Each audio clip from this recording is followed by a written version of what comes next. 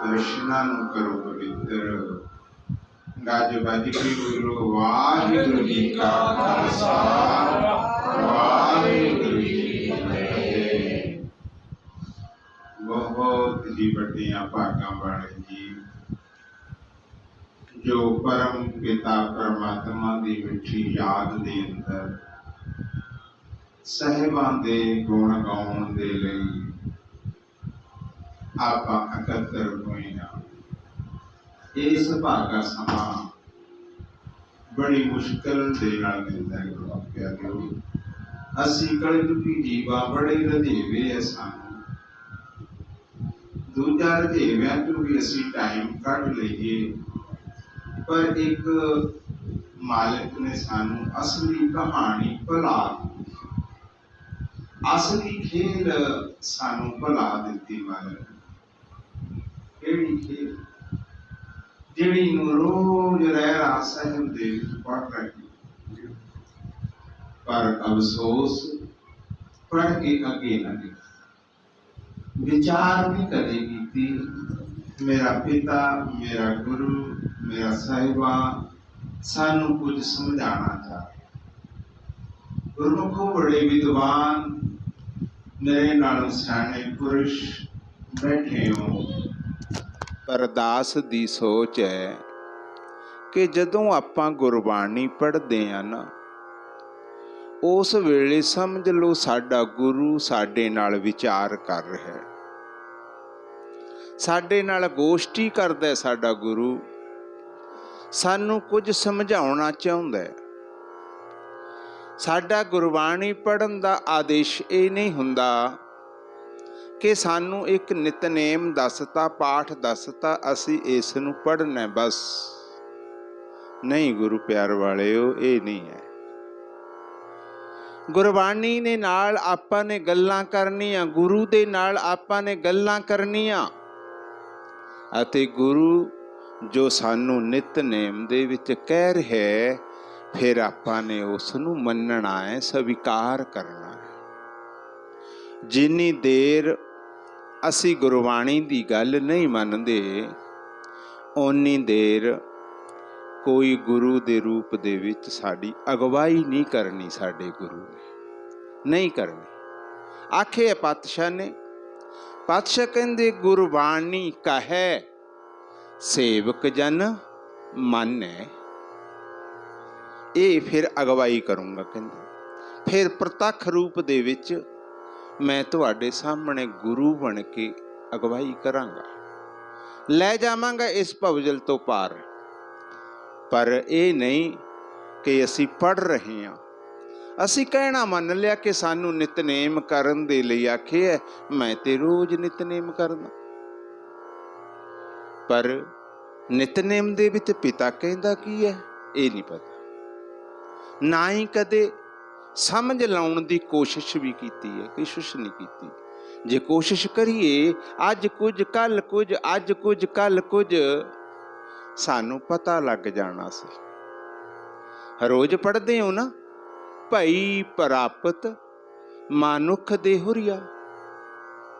ਇਹ ਭਲਿਆ ਇੱਕ ਨਹੀਂ, ਦੋ ਨਹੀਂ, ਤਿੰਨ ਨਹੀਂ, ਬਹੁਤ ਜੁਗਾਂ ਬਾਅਦ ਫਿਰਤ ਫਿਰਤ ਬਹੁਤੇ ਜੁਗ ਹਾਰਿਓ। ਬਹੁਤ ਜੁਗਾਂ ਤੋਂ ਬਾਅਦ ਤੈਨੂੰ ਇਹ ਮਾਨੁਖ ਦੀ ਦੇਹ ਮਿਲੀ ਹੈ, ਆ ਦੇਹ ਹੀ ਮਿਲੀ ਹੈ ਤੈਨੂੰ, ਇਹ ਪ੍ਰਾਪਤ ਹੋ ਗਈ ਤੈਨੂੰ। ਭਈ ਪ੍ਰਾਪਤ ਮਾਨੁਖ ਦੇਹੁਰੀਆ, ਗੋਬਿੰਦ ਮਿਲਨ ਕੀ ਇਹ ਤੇਰੀ ਵਰੀਆ। ਹੁਣ ਸਾਡੇ ਪਿਤਾ ਨੇ ਸਾਨੂੰ ਰਹਿਰਾਸ ਸਾਹਿਬ ਦੇ ਵਿੱਚ ਸਮਝਾਉਣਾ ਕੀਤਾ ਕਿ ਪੁੱਤਰ ਤੇਰੀ ਉਸ ਹਰੀ ਨੂੰ, ਗੌੜ ਨੂੰ ਮਿਲਣ ਦੀ ਵਾਰੀ ਹੈ।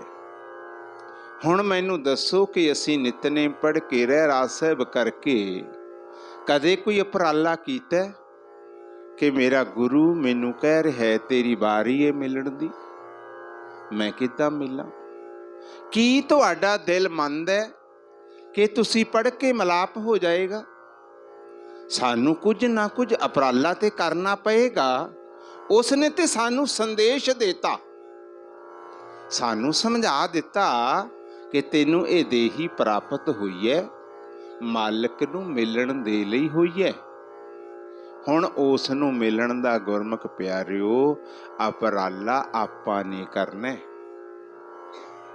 जे आपां मिलण दा उपराला नहीं करदे, पातशाह कहंदे तूं भी उन्हां लोकां जो पढ़दा रहे, किन्ना जो ਜਿਹੜੇ पढ़ के एक गुटका साहब या एक ग्रंथ साहब नहीं, 2 नहीं, 4 नहीं, कहते ਜਿਹੜੇ पढ़ के गड्ढे भर रहे आ, तू भी उदां ही पढ़दा रहो। कुछ नहीं खटिया, कुछ नहीं पाया। गुरमुख प्यारिओ, जदों आपां पढ़दे आ, साडे मूहरे साडा गुरु एक बुझारत रख दिंदा है। बुझारत आपां ने उस बुझारत नूं बुझਣਾ हुंदा है। फिर सानू भेद आउणा है। काहदा? असी कौन आ, असी कित्थों आए आ, असी की करन दे लई आए आ, वापस कित्थे जाना है ते कदों जाना है। फिर भेद आएगा सानू। आखे गुरु ने, पातशाह कह रहे है, पढ़िया नाही भेद, बुझिया पावना। कहते जे बुझेगा ना गल ते तां बननी है पुत्र। दूजी गल सानू साडे साहिबां गुरबाणी दे विच दस रहे आ कि जिहड़ा ये मनुखा जन्म है, ये एक पदार्थ है अते ये एक तीर्थ भी है। असी ये मनुखा जन्म लैके इस तीर्थ दे उत्ते आए आ की करन दे लई?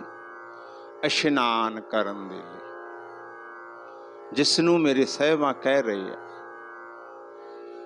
जिसनों मेरे साहिबां समझाउणा करदे आ। कहंदे भलिया इत्थे एक तीर्थ है, तू उस तीर्थ ते रोज जाया कर, रोज उस दे विच टुब्बी मारिया कर ते मल मल के नहाया कर। पर असी इस तन नूं साफ करन दे लई बड़ा उतावला करदे हां, बड़े चंचलपणे नाल इस तन नूं साफ करदे हां, बड़ी साबण शैंपू खरीदते हां। पर जिहड़ी असली मैल लगी सी, जिहड़ी मैल उतारनी सी, जो तीर्थ ते जाके नहाउणा सी, वो नहाउणा नहीं कीता। असी इस तन नूं धोण ते लगे हां। मेरे साहिबां कहंदे तन धोते मन अच्छा ना होए। हुण इस दा मतलब समझ गए कि मैल किहनूं लगी है? मन नूं लगी। हुण मन दी मैल नूं लाउण दे लई दसोगा किस किस ने उपराला कीता? गए आ तीर्थां दे उत्ते, मसिया गए आ, पुन्निया गए आ, जाके तन नूं जरूर तीर्थ दे उत्ते लै के तन नूं साफ कर दिता, पर मन नूं धोण दा उपराला नहीं कीता। क्यों नहीं कीता? साडी इन्नी उम्र हो गई, बड़े प्रोग्राम सुने, बड़ी गुरबाणी पढ़ी, बड़ियां रहन सवाइयां कीतियां, पर गल नहीं बनी। क्यों नहीं बनी? आखिरकार किथे रुक गई कहानी?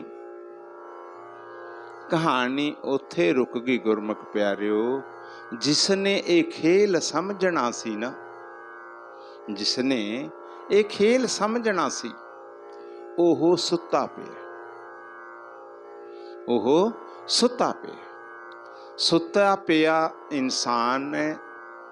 जदों ये सुता पिया रहेगा, फिर इसनूं गिड्डां नासां विच दी होर एरा वगैरा मैल लग जाती है। ये हालत अपनी है। आपां समझना है कि आपां तन नहीं हैगे, आपां तन दे विच वसन वाला एक ओ जीव आ जिसनूं गुरबाणी दे विच मन कहंदे आ। आपां मन हाँ गुरमुखो, मन नूं मैल लगी है अते मन ही सुता पिया है। इस मन नूं जिन्नी देर असी सुते पे नूं उठाउंदे नहीं, ओनी देर मन दा इशनान नहीं हुंदा, ओनी देर असी उस तीर्थ ते जा नहीं सकदे। क्यों? जिद्दां एक आपां माता पिता ਆਪਾਂ ਬੱਚੇ ਪਾਲ ਰਹੇ ਹਾਂ ਦ੍ਰਿਸ਼ਟਮਾਨ। ਬੱਚੇ ਦਾ ਇਸ਼ਨਾਨ ਕਰਨ ਤੋਂ ਪਹਿਲਾਂ ਬੱਚੇ ਨੂੰ ਸੁੱਤੇ ਪਏ ਨੂੰ ਉਠਾਇਆ ਜਾਂਦਾ ਹੈ। ਇਸੇ ਤਰੀਕੇ ਨਾਲ ਉਹ ਪਰਮ ਪਿਤਾ ਪਰਮਾਤਮਾ ਹੈ, ਸਾਡਾ ਪਿਤਾ ਹੈ। ਉਸ ਨੇ ਵੀ ਸਾਨੂੰ ਆਖਿਆ ਕਿ ਇਸ ਮਨ ਦੀ ਮੈਲ ਲਾਉਣ ਤੋਂ ਪਹਿਲਾਂ ਇਸ ਨੂੰ ਸੁੱਤੇ ਪਏ ਨੂੰ ਉਠਾਓ। ਜੇ ਤੇ ਸੁੱਤਾ ਪਿਆ ਉੱਠ ਖੜਿਆ ਫਿਰ ਤੇ ਆਪਾਂ ਮੈਲ ਲਾ ਸਕਦੇ ਹਾਂ। ਜੇ ਇਹ ਸੁੱਤਾ ਪਿਆ ਨਹੀਂ ਉਠਾਇਆ ਨਾ ਤਾਂ ਮੈਲ ਵੀ ਨਹੀਂ ਲਾ ਸਕਦੇ। ਹੁਣ ਮੰਨ ਲਓ ਕਿ ਸੁੱਤਾ ਪਿਆ, ਪਰ ਤੁਸੀਂ ਮੇਰੇ ਕਹਿਣੇ ਨਾਲ ਨਹੀਂ ਮੰਨਣਾ। ਜਿੰਨੀ ਦੇਰ ਗੁਰਬਾਣੀ ਦੀ ਮੋਹਰ ਨਹੀਂ ਲੱਗਦੀ, ਪਾਤਸ਼ਾਹ ਕਹਿ ਰਿਹਾ ਹੈ, ਕਹਿੰਦੇ ਤੁਸੀਂ ਇਕੱਲੇ ਨਹੀਂ ਸੁੱਤੇ, ਕਹਿੰਦੇ ਸੰਸਾਰ ਹੀ ਸੁੱਤਾ ਹੈ, ਕੋਈ ਵਿਰਲਾ ਜੀਵ ਜਾਗਦਾ ਹੋਏਗਾ। ਕਿੱਦਾਂ ਸੁੱਤਾ ਹੈ? ਇਹ ਗੁਰਮੁਖ ਪਿਆਰਿਓ, ਇੱਥੇ ਆਪਣੀ ਇਸ ਕਾਇਆ ਦੇ ਅੰਦਰ 68 ਹੱਟਾਂ ਨੇ। 68 ਹੱਟਾਂ ਨੇ। ਉਹਨਾਂ ਹੱਟਾਂ ਦੇ ਉੱਤੇ ਸਾਡਾ ਮਨ ਜਾਂਦਾ ਹੈ। ਜਿੰਨਾ ਇਹਨਾਂ ਨੂੰ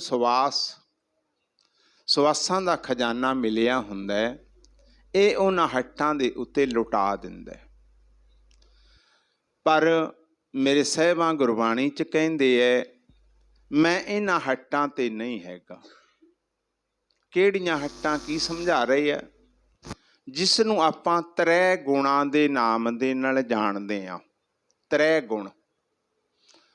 ਤ੍ਰੈ ਗੁਣ ਕਹਿੰਦੇ ਹੈ, ਪਹਿਲਾ ਗੁਣ ਹੈ ਸਤੋ ਗੁਣ, ਦੂਜਾ ਰਜੋ ਗੁਣ, ਤੀਜਾ ਤਮੋ ਗੁਣ। ਇਹ ਗੁਣ ਨੇ। ਗੁਣ ਕਹਿ ਲਈਏ, ਇਸ ਨੂੰ ਕਈ ਤਰੀਕਿਆਂ ਦੇ ਨਾਲ ਪਾਤਸ਼ਾਹ ਨੇ ਪੁਕਾਰੇ ਹੈ ਸਾਨੂੰ ਸਮਝਾਉਣ ਦੇ ਲਈ। ਫਿਰ ਪਾਤਸ਼ਾਹ ਕਹਿੰਦੇ ਇਹ ਇੱਕ ਸਾਡੇ ਅੰਦਰ ਬਾਜ਼ਾਰ ਹੈ। ਇਸ ਬਾਜ਼ਾਰ ਦੇ ਅੰਦਰ 3 ਪ੍ਰਕਾਰ ਦੀਆਂ ਹੱਟਾਂ ਨੇ, ਰਜੋਗੁਣ, ਤਮੋਗੁਣ, ਸਤੋਗੁਣ। ਹੁਣ ਆਪਾਂ ਗੁਰਬਾਣੀ 'ਚ ਕੀ ਪੜ੍ਹਦੇ ਹਾਂ? ਰਜਗੁਣ, ਤਮਗੁਣ, ਸਤਗੁਣ ਕਹੀਐ ਇਹ ਤੇਰੀ ਸਭ ਮਾਇਆ। ਕਹਿੰਦੇ ਇਹ ਸਾਰੀਆਂ ਜਿਹੜੀਆਂ ਹੱਟਾਂ ਨੇ ਨਾ, ਇਹ ਤੇਰੀ ਮਾਇਆ ਹੈ ਸਾਰੀ। ਪਰ ਆਪਾਂ ਹੁਣ ਜਿਹੜੇ ਤੁਸੀਂ ਵਿਰਾਜਮਾਨ ਹੋ ਇੱਥੇ, ਉਹ ਜੀਵ ਆਏ ਹੈ ਜਿਹੜੇ ਮਾਲਕ ਨੂੰ ਮਿਲਣਾ ਚਾਹੁੰਦੇ ਆ, ਜਾਂ ਜਿਹੜੇ ਜੀਵ ਸਤਸੰਗਤ ਕਰਦੇ ਆ, ਗੁਰਬਾਣੀ ਪੜ੍ਹਦੇ ਆ। ਹੁਣ ਅਸੀਂ ਉਪਰਾਲਾ ਕੀ ਕਰਦੇ ਹਾਂ? ਜਿਹੜੇ ਰਜੋ ਗੁਣ, ਤਮੋ ਗੁਣ, ਸਤੋ ਗੁਣ ਹੈ, ਵੈਸੇ ਇਹ ਗਹਿਰਾਈ ਦਾ ਅੱਜ ਵਿਸ਼ਾ ਮਾਲਕ ਨੇ ਲੈ ਲਿਆ। ਇਹ ਵਿਸ਼ਾ ਉਹਨਾਂ ਦੇ ਲਈ ਸੀ ਜਿਹੜੇ ਪਹਿਲਾਂ ਤੋਂ ਜੁੜੇ ਹੋਏ ਆ। ਜਿਹੜੇ ਨਵੇਂ ਗੁਰਮੁਖ ਹੈ, ਅੱਜ ਉਹਨਾਂ ਦਾ ਵਿਸ਼ਾ ਨਹੀਂ ਸੀ। ਆਪਾਂ ਨੂੰ ਮੋੜਨਾ ਪੈਣਾ। ਮੋਟੇ ਤੌਰ ਤੇ ਦੱਸ ਦਈਏ, ਰਜੋ ਗੁਣ ਦੇ ਵਿੱਚ ਕਿਹੜੇ ਗੁਣ ਹੈ, ਤਮੋ ਗੁਣ ਦੇ ਵਿੱਚ ਕੀ ਹੈ, ਤੇ ਸਤੋ ਗੁਣ ਦੇ ਵਿੱਚ ਕੀ ਹੈ। ਸਤੋ ਗੁਣ ਦਾ ਭਾਵ ਹੈ, ਸਤੋ ਗੁਣ ਉਸ ਵੇਲੇ ਸਾਡਾ ਮਨ ਸਤੋ ਗੁਣ ਦੇ ਉੱਤੇ ਜਾਂਦਾ ਹੈ ਜਦੋਂ ਸਾਡੇ ਮਨ ਦੇ ਵਿੱਚ ਪੁੰਨ, ਦਇਆ, ਧਰਮ, ਸਬਰ, ਸੰਤੋਖ ਵਿਚਾਰ ਆਉਂਦੇ ਹੋਣ, ਖਿਆਲ ਆਉਂਦੇ ਹੋਣ ਸਾਨੂੰ ਇੱਦਾਂ ਦੇ ਕਿ ਮੈਂ ਕਿਸੇ 'ਤੇ ਦਇਆ ਕਰਨੀ ਹੈ, ਮੈਂ ਪੁੰਨ ਕਰਨਾ, ਮੈਂ ਪਾਠ ਕਰਨਾ, ਮੈਂ ਪੂਜਾ ਕਰਨੀ ਹੈ, ਮੈਂ ਧਰਮ ਕਰਨਾ। ਜਦੋਂ ਸਾਡੇ ਮਨ ਦੇ ਵਿੱਚ ਇੱਦਾਂ ਦੇ ਵਿਚਾਰ ਚੱਲਦੇ ਆ, ਉਸ ਵੇਲੇ ਸਾਡੇ ਇਹ ਸਵਾਸਾਂ ਨੂੰ ਲਿਖਿਆ ਜਾਂਦਾ ਹੈ ਕਿ ਇਸ ਗੁਰਮੁਖ ਨੇ ਇੰਨੇ ਸਵਾਸ ਸਤੋ ਗੁਣ ਹੱਟ ਦੇ ਉੱਤੇ ਖਰਚ ਕਰ ਦਿੱਤੇ। ਸਤੋ ਗੁਣ ਹੱਟ ਦੇ ਉੱਤੇ ਇੰਨੇ ਸਵਾਸ ਆਪਾਂ ਨੂੰ ਗਿਣਤੀ ਦੇ ਮਿਲੇ ਆ। ਜਦੋਂ ਲਾਸਟ ਸਾਡਾ ਹਿਸਾਬ ਕਿਤਾਬ ਹੋਣਾ ਹੈ, ਉਸ ਵੇਲੇ ਇਹਨਾਂ ਸਵਾਸਾਂ ਦਾ ਹੀ ਹਿਸਾਬ ਕਿਤਾਬ ਹੋਣਾ। ਹੋਰ ਆਪਾਂ ਕੁਛ ਨਹੀਂ ਲੈ ਕੇ ਆਏ। ਇੱਕ ਥੋੜ੍ਹਾ ਜਿਹਾ ਹੋਰ ਚੱਲੀਏ। ਕਾਫੀ ਗੁਰਮੁਖ ਸਿਆਣੇ ਬਜ਼ੁਰਗ ਇਹ ਗੱਲ ਕਹਿ ਦਿੰਦੇ ਹੈ ਕਿ ਅਸੀਂ ਖਾਲੀ ਹੱਥ ਆਏ ਸੀ ਤੇ ਖਾਲੀ ਹੱਥ ਜਾਣਾ, ਕੁਛ ਨਹੀਂ ਲੈ ਕੇ ਜਾਣਾ। ਇਹ ਗਲਤ ਹੈ। ਅਸੀਂ ਖਾਲੀ ਹੱਥ ਨਾ ਆਏ ਸੀ, ਨਾ ਹੀ ਅਸੀਂ ਖਾਲੀ ਹੱਥ ਜਾਣਾ। ਫਿਰ ਉਹ ਕਿਉਂ ਕਹਿੰਦੇ ਆ? ਉਹ ਤਾਂ ਕਹਿ ਦਿੰਦੇ ਹੈ, ਉਹ ਬਾਹਰ ਮੁਖੀ ਨੇ, ਉਹਨਾਂ ਨੇ ਇਸ ਤਨ ਦੇ ਹੱਥਾਂ ਨੂੰ ਵੇਖ ਲਿਆ। ਜਦੋਂ ਕਿ ਦਾਸ ਨੇ ਪਹਿਲਾਂ ਹੀ ਕਹਿ ਦਿੱਤਾ, ਆਪਾਂ ਤਨ ਨਹੀਂ ਆ। ਉਹਨਾਂ ਨੇ ਤਨ ਦੇ ਹੱਥਾਂ ਨੂੰ ਵੇਖ ਲਿਆ ਕਿ ਤਨ ਦੇ ਹੱਥ ਆਉਣ ਵੇਲੇ ਵੀ ਖਾਲੀ ਸੀ ਤੇ ਜਾਣ ਵੇਲੇ ਵੀ ਖਾਲੀ ਸੀ। ਆਪਾਂ ਕੌਣ ਆ? ਆਪਾਂ ਮਨ ਆ। ਤਨ ਦੇ ਨਾਲੋਂ ਮਨ ਦਾ ਸਾਰਾ ਕੁਝ ਵੱਖਰਾ ਹੈ। ਮਨ ਦੇ ਨੇਤਰ, ਨੱਕ, ਕੰਨ, ਤੋਰ, ਤੁਰਦਾ ਫਿਰਦਾ ਮਨ ਅਲੱਗ ਹੈ। ਭਾਵ ਇਸ ਦੇਹੀ ਨੂੰ ਗੁਰਬਾਣੀ ਦੇ ਵਿੱਚ ਦੇਹੀ ਨਹੀਂ ਆਖਿਆ, ਗੁਰਬਾਣੀ ਦੇ ਵਿੱਚ ਇਸ ਨੂੰ ਵਿਦੇਹੀ ਆਖਿਆ। ਵਿਦੇਹੀ ਜਿਹੜੀ ਦੇਹੀ ਹੈ ਆਪਣੀ, ਉਹ ਗੁਪਤ ਹੈ। ਪਾਤਸ਼ਾਹ ਕਹਿ ਰਹੇ ਹੈ, ਦੇਹੀ ਗੁਪਤ ਵਿਦੇਹੀ ਦਿਸੈ। ਇਹ ਜਿਹੜੀ ਦਿਖਦੀ ਹੈ ਇਹ ਵਿਦੇਹੀ ਹੈ, ਦੇਹੀ ਤੇ ਗੁਪਤ ਹੈ। ਇਸ ਕਰਕੇ ਜਿਹੜੇ ਉਹ ਦੇਹੀ ਦੇ ਹੱਥ ਨੇ, ਉਹ ਸਵਾਸਾਂ ਦਾ ਭੰਡਾਰ ਲੈ ਕੇ ਆਏ ਆ। ਜਿਹੜਾ ਆਪਾਂ ਪੜ੍ਹਦੇ ਆ ਨਾ, ਕਿਆ ਤੂੰ ਖੱਟਿਆ ਕਹਾਂ ਗਵਾਇਆ, ਚਲੋ ਸਤਾਬ ਦੀਵਾਨ ਬੁਲਾਇਆ। ਚਲੋ ਤੈਨੂੰ ਮਾਲਕ ਨੇ ਬੁਲਾਇਆ, ਜਾ ਕੇ ਤੂੰ ਦੱਸ ਕੀ ਖੱਟਿਆ ਤੇ ਕੀ ਗਵਾਇਆ। ਕੀ ਗਵਾ ਕੇ ਜਾਂਦੇ ਆ ਆਪਾਂ? ਸਭ ਤੋਂ ਕੀਮਤੀ ਰਤਨ ਇਹਨਾਂ ਸਵਾਸਾਂ ਨੂੰ ਗਵਾ ਕੇ ਚਲੇ ਜਾਂਦੇ ਆ। ਖੱਟਣਾ ਕੀ ਹੁੰਦਾ? ਨਾਮ ਧਨ ਖੱਟਣਾ ਹੁੰਦਾ।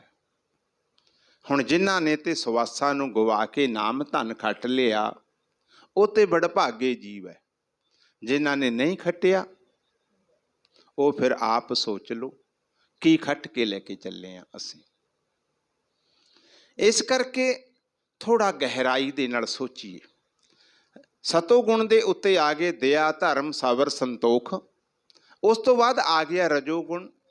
ਜਦੋਂ ਰਜੋ ਗੁਣ ਤੇ ਸਾਡਾ ਮਨ ਹੁੰਦਾ ਹੈ, ਉੱਥੇ ਅਸੀਂ ਸੋਚਦੇ ਹਾਂ ਮੇਰਾ ਕੀ ਹੋਏਗਾ, ਮੇਰੇ ਪਰਿਵਾਰ ਦਾ ਕੀ ਹੋਏਗਾ, ਮੇਰੇ ਰਿਸ਼ਤੇਦਾਰਾਂ ਦਾ ਕੀ ਹੋਏਗਾ, ਮੇਰੇ ਬੱਚਿਆਂ ਦਾ ਕੀ ਹੋਏਗਾ। ਭਾਵ ਸਾਨੂੰ ਫਿਕਰ, ਚਿੰਤਾ, ਸੈਂਸੇ। ਜਦੋਂ ਸਾਡਾ ਮਨ ਸੈਂਸੇ, ਚਿੰਤਾ, ਫਿਕਰ ਦੇ ਵਿੱਚ ਹੁੰਦਾ ਹੈ, ਉਸ ਵੇਲੇ ਸਾਡਾ ਮਨ ਰਜੋ ਗੁਣ ਹੱਟ ਦੇ ਉੱਤੇ ਫਿਰਦਾ ਹੁੰਦਾ ਹੈ। ਉਹ ਸਵਾਸ ਸਾਡੇ ਰਜੋ ਗੁਣ ਦੇ ਉੱਤੇ ਲਿਖੇ ਗਏ। ਉਸ ਤੋਂ ਇਲਾਵਾ ਇੱਕ ਤਮੋ ਗੁਣ ਹੈ। ਤਮੋ ਗੁਣ ਦੇ ਉੱਤੇ ਕਦੋਂ ਜਾਂਦਾ ਹੈ? ਜਦੋਂ ਅਸੀਂ ਕਾਮ, ਕ੍ਰੋਧ, ਲੋਭ, ਮੋਹ, ਹੰਕਾਰ, ਨਿੰਦਿਆ, ਚੁਗਲੀ, ਵੈਰ, ਵਿਰੋਧ ਕਰਦੇ ਹਾਂ। ਉਸ ਵੇਲੇ ਸਾਡੇ ਜੋ ਵੀ ਸਵਾਸ ਖਰਚ ਹੁੰਦੇ ਆ, ਉਹ ਤਮੋ ਗੁਣ ਹੱਟ ਤੇ ਗਿਣੇ ਜਾਂਦੇ ਆ। ਹੁਣ ਦੱਸੋ, ਆਪਾਂ ਇਹਨਾਂ ਤੋਂ ਇਲਾਵਾ ਸਾਡਾ ਮਨ ਕਿਤੇ ਹੋਰ ਜਾਂਦਾ ਸਾਰਾ ਦਿਨ? ਕੋਈ ਗੁਰਮੁਖ ਸੋਚ ਕੇ ਦੱਸੋ, ਆਪਾਂ ਇਹਨਾਂ ਤਿੰਨੇ ਹੱਟਾਂ ਦੇ ਉੱਤੇ ਸਾਰਾ ਦਿਨ ਰਹਿੰਦੇ ਹਾਂ। ਜਾਂ ਤੇ ਅਸੀਂ ਕ੍ਰੋਧ ਦੇ ਵਿੱਚ ਆ ਜਾਂਦੇ ਹਾਂ, ਲੋਭ, ਮੋਹ, ਹੰਕਾਰ 'ਚ ਆ ਜਾਂਦੇ ਹਾਂ, ਜਾਂ ਫਿਰ ਅਸੀਂ ਪਰਿਵਾਰ ਦੇ ਬੱਚਿਆਂ ਦੇ ਪਾਲਣ ਪੋਲਣ ਦੇ ਵਿੱਚ ਫਿਕਰ 'ਚ ਲੱਗੇ ਰਹਿੰਦੇ ਹਾਂ। ਜਾਂ ਵੱਧ ਤੋਂ ਵੱਧ ਆਪਾਂ ਕੀ ਕਰਾਂਗੇ?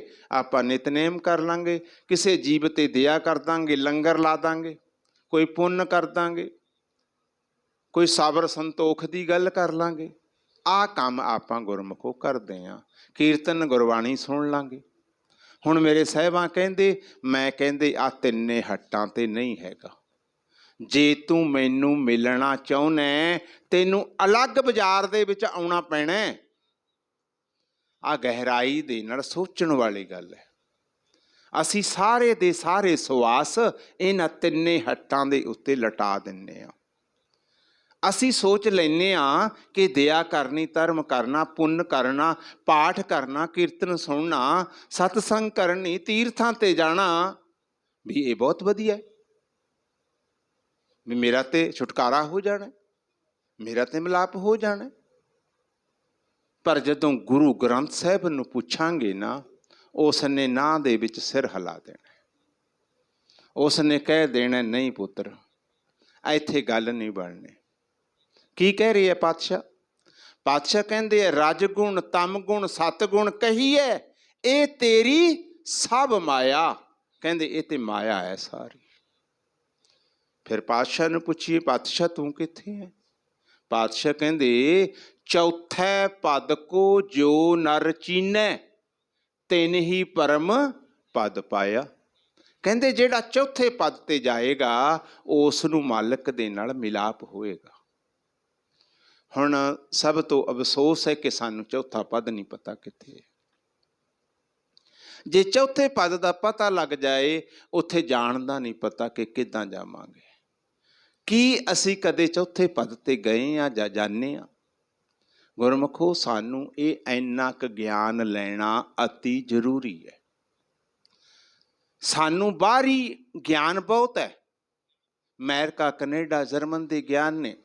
ਸਾਨੂੰ ਚੰਦ ਸੂਰਜ ਦਾ ਵੀ ਗਿਆਨ ਹੈ, ਬਾਹਰੀ ਗਿਆਨ ਬਹੁਤ ਹੈ। ਪਰ ਅਫਸੋਸ, ਕਦੇ ਇਸ ਦੇ ਅੰਦਰ ਦਾ ਗਿਆਨ ਨਹੀਂ ਪ੍ਰਗਟ ਕੀਤਾ, ਅੰਦਰ ਦੀ ਖੋਜ ਨਹੀਂ ਕੀਤੀ। ਪਾਤਸ਼ਾਹ ਕਹਿੰਦੇ ਮੇਰੇ ਕਾਗਜ਼ਾਂ ਦੇ ਵਿੱਚ ਉਹ ਗੁਰਮੁਖ ਹੈ ਜਿਹੜਾ ਇਸ ਦੇ ਅੰਦਰ ਦੀ ਖੋਜ ਕਰੇਗਾ। ਕੀ ਕਹਿ ਰਹੇ ਹੈ ਪਾਤਸ਼ਾਹ? ਕਹਿੰਦੇ ਗੁਰਮੁਖ ਹੋਵੇ ਸੋ ਕਾਇਆ ਖੋਜੈ। ਜਿਹੜੇ ਗੁਰਮੁਖ ਨੇ ਉਹ ਕਾਇਆ ਦੀ ਖੋਜ ਕਰਦੇ ਹੈ, ਹੋਰ ਸਭ ਭਰਮ ਭੁਲਾਈ, ਹੋਰ ਸਭ ਭਰਮਾਂ ਭੁਲੇਖਿਆਂ ਦੇ ਵਿੱਚ ਨੇ, ਕਾਇਆ ਦੀ ਖੋਜ ਕਰ। ਹੁਣ ਤੁਸੀਂ ਕਹਿਣਾ ਵੀਰ ਜੀ ਕਾਇਆ 'ਚ ਕੀ ਹੈ? ਪਾਤਸ਼ਾਹ ਕਹਿੰਦੇ ਕਾਇਆ ਦੇ ਵਿੱਚ ਉਹ ਹੈ ਜੋ ਕੁਝ ਤੁਸੀਂ ਬ੍ਰਹਮੰਡ ਦੇ ਵਿੱਚ ਵੇਖਦੇ ਹੋ। ਐਡੀ ਕੁ ਕਾਇਆ ਦੇ ਵਿੱਚ ਉਹ ਕੁਝ ਹੈ ਜੋ ਕੁਝ ਅਸੀਂ ਬ੍ਰਹਮੰਡ ਦੇ ਵਿੱਚ ਵੇਖਦੇ ਹਾਂ। ਮੇਰੇ ਸਾਹਿਬਾਂ ਨੇ ਗੁਰਬਾਣੀ 'ਚ ਕਹਿ ਦਿੱਤਾ, ਜੋ ਬ੍ਰਹਮੰਡ ਹੈ ਸੋਈ ਪਿੰਡ ਹੈ। ਫਿਰ ਪਤਾ ਕਿਹਨੂੰ ਲੱਗੂਗਾ? ਪਾਤਸ਼ਾਹ ਕਹਿੰਦੇ ਜੋ ਖੋਜੈ ਸੋ ਪਾਵੈ। ਕਹਿੰਦੇ ਖੋਜ ਕਰ ਪੁੱਤ। ਹੁਣ ਗੁਰਮੁਖੋ, ਖੋਜ ਆਪਾਂ ਨੂੰ ਕਰਨੀ ਪੈਣੀ। ਖੋਜ ਕਰਨ ਦੇ ਲਈ ਆਪਾਂ ਆਏ ਹਾਂ, ਮਾਲਕ ਦੇ ਨਾਲ ਮਿਲਾਪ ਕਰਨ ਦੇ ਲਈ ਆਏ ਹਾਂ। ਅਸੀਂ ਸਾਰਾ ਦਿਨ ਬਾਹਰ ਮੁਖੀ ਰਹਿੰਦੇ ਹਾਂ, ਕਦੇ ਅੰਤਰਮੁਖੀ ਵੀ ਹੋ ਜਾ ਕਰੀਏ, ਕਦੇ ਅੰਦਰ ਵੀ ਉਤਰ ਜਾ ਕਰੀਏ। ਕਿਉਂ ਉਤਰਨੇ? ਪਾਤਸ਼ਾਹ ਕਹਿੰਦੇ ਜੋ ਕੁਝ ਤੈਨੂੰ ਚਾਹੀਦਾ ਨਾ, ਉਹ ਤੇ ਕਹਿੰਦੇ ਸਾਰਾ ਕੁਝ ਹੀ ਘਰ ਦੇ ਵਿੱਚ ਹੈ, ਸਾਰਾ ਕੁਝ। ਕੀ ਕਹਿ ਰਹੇ ਆ ਪਾਤਸ਼ਾਹ? ਪਾਤਸ਼ਾਹ ਕਹਿੰਦੇ ਸਭ ਕੁਛ ਘਰ ਮੈਂ, ਬਾਹਰ ਨਹੀਂ। ਜੇ ਬਾਹਰ ਲੱਭੇਗਾ, ਕਹਿੰਦੇ ਫਿਰ ਤੂੰ ਭਰਮ ਦੇ ਵਿੱਚ ਹੈ, ਤੇਰਾ ਭਲੇਖਾ ਅਜੇ ਦੂਰ ਨਹੀਂ ਹੋਇਆ। ਸਭ ਕੁਛ ਘਰ ਮੈਂ, ਬਾਹਰ ਨਹੀਂ, ਬਾਹਰ ਟੋਲੇ ਸੇ ਭਰਮ ਭਲਾ। ਇਸ ਕਰਕੇ ਗੁਰਮੁਖੋ ਆਪਾਂ ਅੰਦਰ ਦੀ ਖੋਜ ਕਰੀਏ। ਹੁਣ ਅੰਦਰ ਕੀ ਹੈ? ਮੇਨ ਚੀਜ਼ ਕੀ ਹੈ ਜਿੱਥੋਂ ਆਪਾਂ ਸ਼ੁਰੂਆਤ ਕੀਤੀ ਸੀ? ਇੱਕ ਤੇ ਆਪਾਂ ਮਨ ਨੂੰ ਜਗਾਉਣਾ, ਦੂਜਾ ਆਪਾਂ ਮਨ ਦਾ ਇਸ਼ਨਾਨ ਕਰਨਾ। ਹੁਣ ਮਨ ਨੂੰ ਜਗਾਉਣ ਦੇ ਲਈ ਸਾਨੂੰ ਕੋਈ ਉਪਰਾਲਾ ਕਰਨਾ ਪੈਣਾ। ਪਾਤਸ਼ਾਹ ਕੀ ਕਹਿ ਰਹੇ ਹੈ? ਤੀਹੀ ਗੁਣੀ ਸੰਸਾਰ ਭਰਮ ਸੁੱਤਾ। ਇਹ ਗੁਣ ਉਹੀ ਗੁਣ, ਤਿੰਨਾਂ ਗੁਣਾਂ ਦੇ ਵਿੱਚ ਜਿਹੜੇ ਆਪਾਂ ਗੁਣ ਆਖੇ ਨਾ, ਰਜੋ ਗੁਣ, ਤਮੋ ਗੁਣ, ਸਤੋ ਗੁਣ, ਇਹਨਾਂ ਦੇ ਵਿੱਚ ਹੀ ਇਨਸਾਨ ਰਹਿੰਦਾ, ਬਸ ਇਸ ਦੇ ਵਿੱਚ ਹੀ ਸੁੱਤਾ ਪਿਆ। ਕੀ ਆਖਿਆ? ਤੀਹੀ ਗੁਣੀ ਸੰਸਾਰ ਭਰਮ ਸੁੱਤਾ, ਸੁੱਤਿਆਂ ਰਹਿਣ ਵਿਹਾਣੀ। ਰਹਿਣ ਰਾਤ ਨੂੰ ਨਹੀਂ ਆਖਿਆ, ਜ਼ਿੰਦਗੀ ਨੂੰ ਆਖਿਆ। ਕਹਿੰਦੇ ਸੁੱਤੇ ਪਏ ਜ਼ਿੰਦਗੀ ਬਤੀਤ ਕਰ ਰਹੇ ਹਾਂ। ਫਿਰ ਹੁਣ ਪਾਤਸ਼ਾਹ ਨੂੰ ਪੁੱਛਾਂਗੇ ਮੇਰੇ ਸਾਹਿਬਾਂ ਜਗਾਈਏ ਕਿੱਦਾਂ? ਸਾਨੂੰ ਇੰਨਾ ਵੀ ਤੇ ਦੱਸੋ ਕਿ ਅਸੀਂ ਮਨ ਨੂੰ ਜਗਾਈਏ ਕਿੱਦਾਂ? ਜਦੋਂ ਪੁੱਛਾਂਗੇ ਨਾ, ਗੁਰੂ ਨਾਲ ਗੱਲਾਂ ਕਰਾਂਗੇ, ਵਿਚਾਰ ਗੋਸ਼ਟੀ ਕਰਾਂਗੇ, ਫਿਰ ਦੱਸ ਦੇਣਾ। ਫਿਰ ਸਾਹਿਬਾਂ ਨੇ ਕਹਿ ਦੇਣਾ ਕਿ ਤੂੰ ਸਿਮਰਨ ਕਰ। ਸਿਮਰਨ ਕਰ ਕਰਕੇ ਅਸੀਂ ਸੁੱਤੇ ਪਏ ਮਨ ਨੂੰ ਜਗਾਉਣਾ। ਗੁਰਮੁਖੋ, ਪਾਤਸ਼ਾਹ ਕਹਿ ਰਹੇ ਹੈ ਸਿਮਰ ਸਿਮਰ ਸਿਮਰ ਗੁਰ ਆਪਣਾ, ਸੋਇਆ ਮਨ ਜਗਾਈ। ਕਹਿੰਦੇ ਸੁੱਤੇ ਪਏ ਮਨ ਨੂੰ ਜਗਾ ਲੈ ਉਹ ਭਲਿਆ, ਸਿਮਰਨ ਕਰ ਕਰਕੇ। ਜਦੋਂ ਗੁਰਮੁਖ ਪਿਆਰਿਓ ਮਨ ਜਾਗ ਜਾਏਗਾ, ਫਿਰ ਦੂਜਾ ਸਟੈਪ ਚੁੱਕ ਲਓ। ਦੂਜਾ ਕੀ? ਸਾਡਾ ਮਨ ਜਾਗੇ ਤੋਂ ਬਾਅਦ ਮਿਲਾਪ ਹੋ ਸਕਦਾ? ਨਹੀਂ ਹੋ ਸਕਦਾ। ਅਸੀਂ ਜਿੱਤ ਨਹੀਂ ਸਕਦੇ, ਹਾਰਾਂਗੇ। ਕਿਉਂ? ਸਟੈਪ ਬਾਈ ਸਟੈਪ ਸਾਨੂੰ ਪੌੜੀ ਚੜ੍ਹਨਾ ਪੈਣਾ। ਸਟੈਪ ਬਾਈ ਸਟੈਪ ਪੌੜੀ ਚੜ੍ਹਨਾ ਪੈਣਾ ਸਾਨੂੰ। ਜਦੋਂ ਸੁੱਤਾ ਪਿਆ ਮਨ ਜਾਗ ਗਿਆ, ਕੀ ਪਹਿਚਾਣ ਹੈ? ਸੁੱਤੇ ਪਏ ਮਨ ਦੀ ਨਿਸ਼ਾਨੀ ਇਹ ਹੈ, ਜਦੋਂ ਜਾਗੇਗਾ ਫਿਰ ਸਿਮਰਨ ਦੀ ਭੁੱਖ ਲੱਗੇਗੀ, ਸਿਮਰਨ ਦੀ ਪਿਆਸ ਲੱਗੇਗੀ, ਸਤ ਸੰਗਤ ਦੀ ਤਲਾਸ਼ ਹੋਏਗੀ। ਅਤੇ ਫਿਰ ਇਹ ਵੀ ਪਰਖ ਕਰਨ ਦਾ ਪਤਾ ਲੱਗ ਜਾਏਗਾ ਕਿ ਉਹ ਕਿਹੜੀ ਸਤ ਸੰਗਤ ਹੈ ਜਿੱਥੇ ਜਾ ਕੇ ਮੇਰੇ ਮਨ ਦੀ ਮੈਲ ਉਤਰ ਸਕਦੀ, ਪਤਾ ਲੱਗ ਜਾਏਗਾ। ਸੰਗਤਾਂ ਤੁਸੀਂ ਬਹੁਤ ਕੀਤੀਆਂ ਨੇ, ਪਰ ਪਾਤਸ਼ਾਹ ਕਹਿੰਦੇ ਸੰਗਤ ਦੇ ਵਿੱਚ ਕੋਈ ਨਿੰਦਿਆ ਨਹੀਂ ਹੋਣੀ ਚਾਹੀਦੀ, ਕੋਈ ਚੁਗਲੀ ਨਹੀਂ ਹੋਣੀ ਚਾਹੀਦੀ, ਕੋਈ ਰਾਜਨੀਤਿਕ ਗੱਲ ਨਹੀਂ ਹੋਣੀ ਚਾਹੀਦੀ, ਕੋਈ ਦੁਨਿਆਵੀ ਗੱਲ ਨਹੀਂ ਹੋਣੀ ਚਾਹੀਦੀ।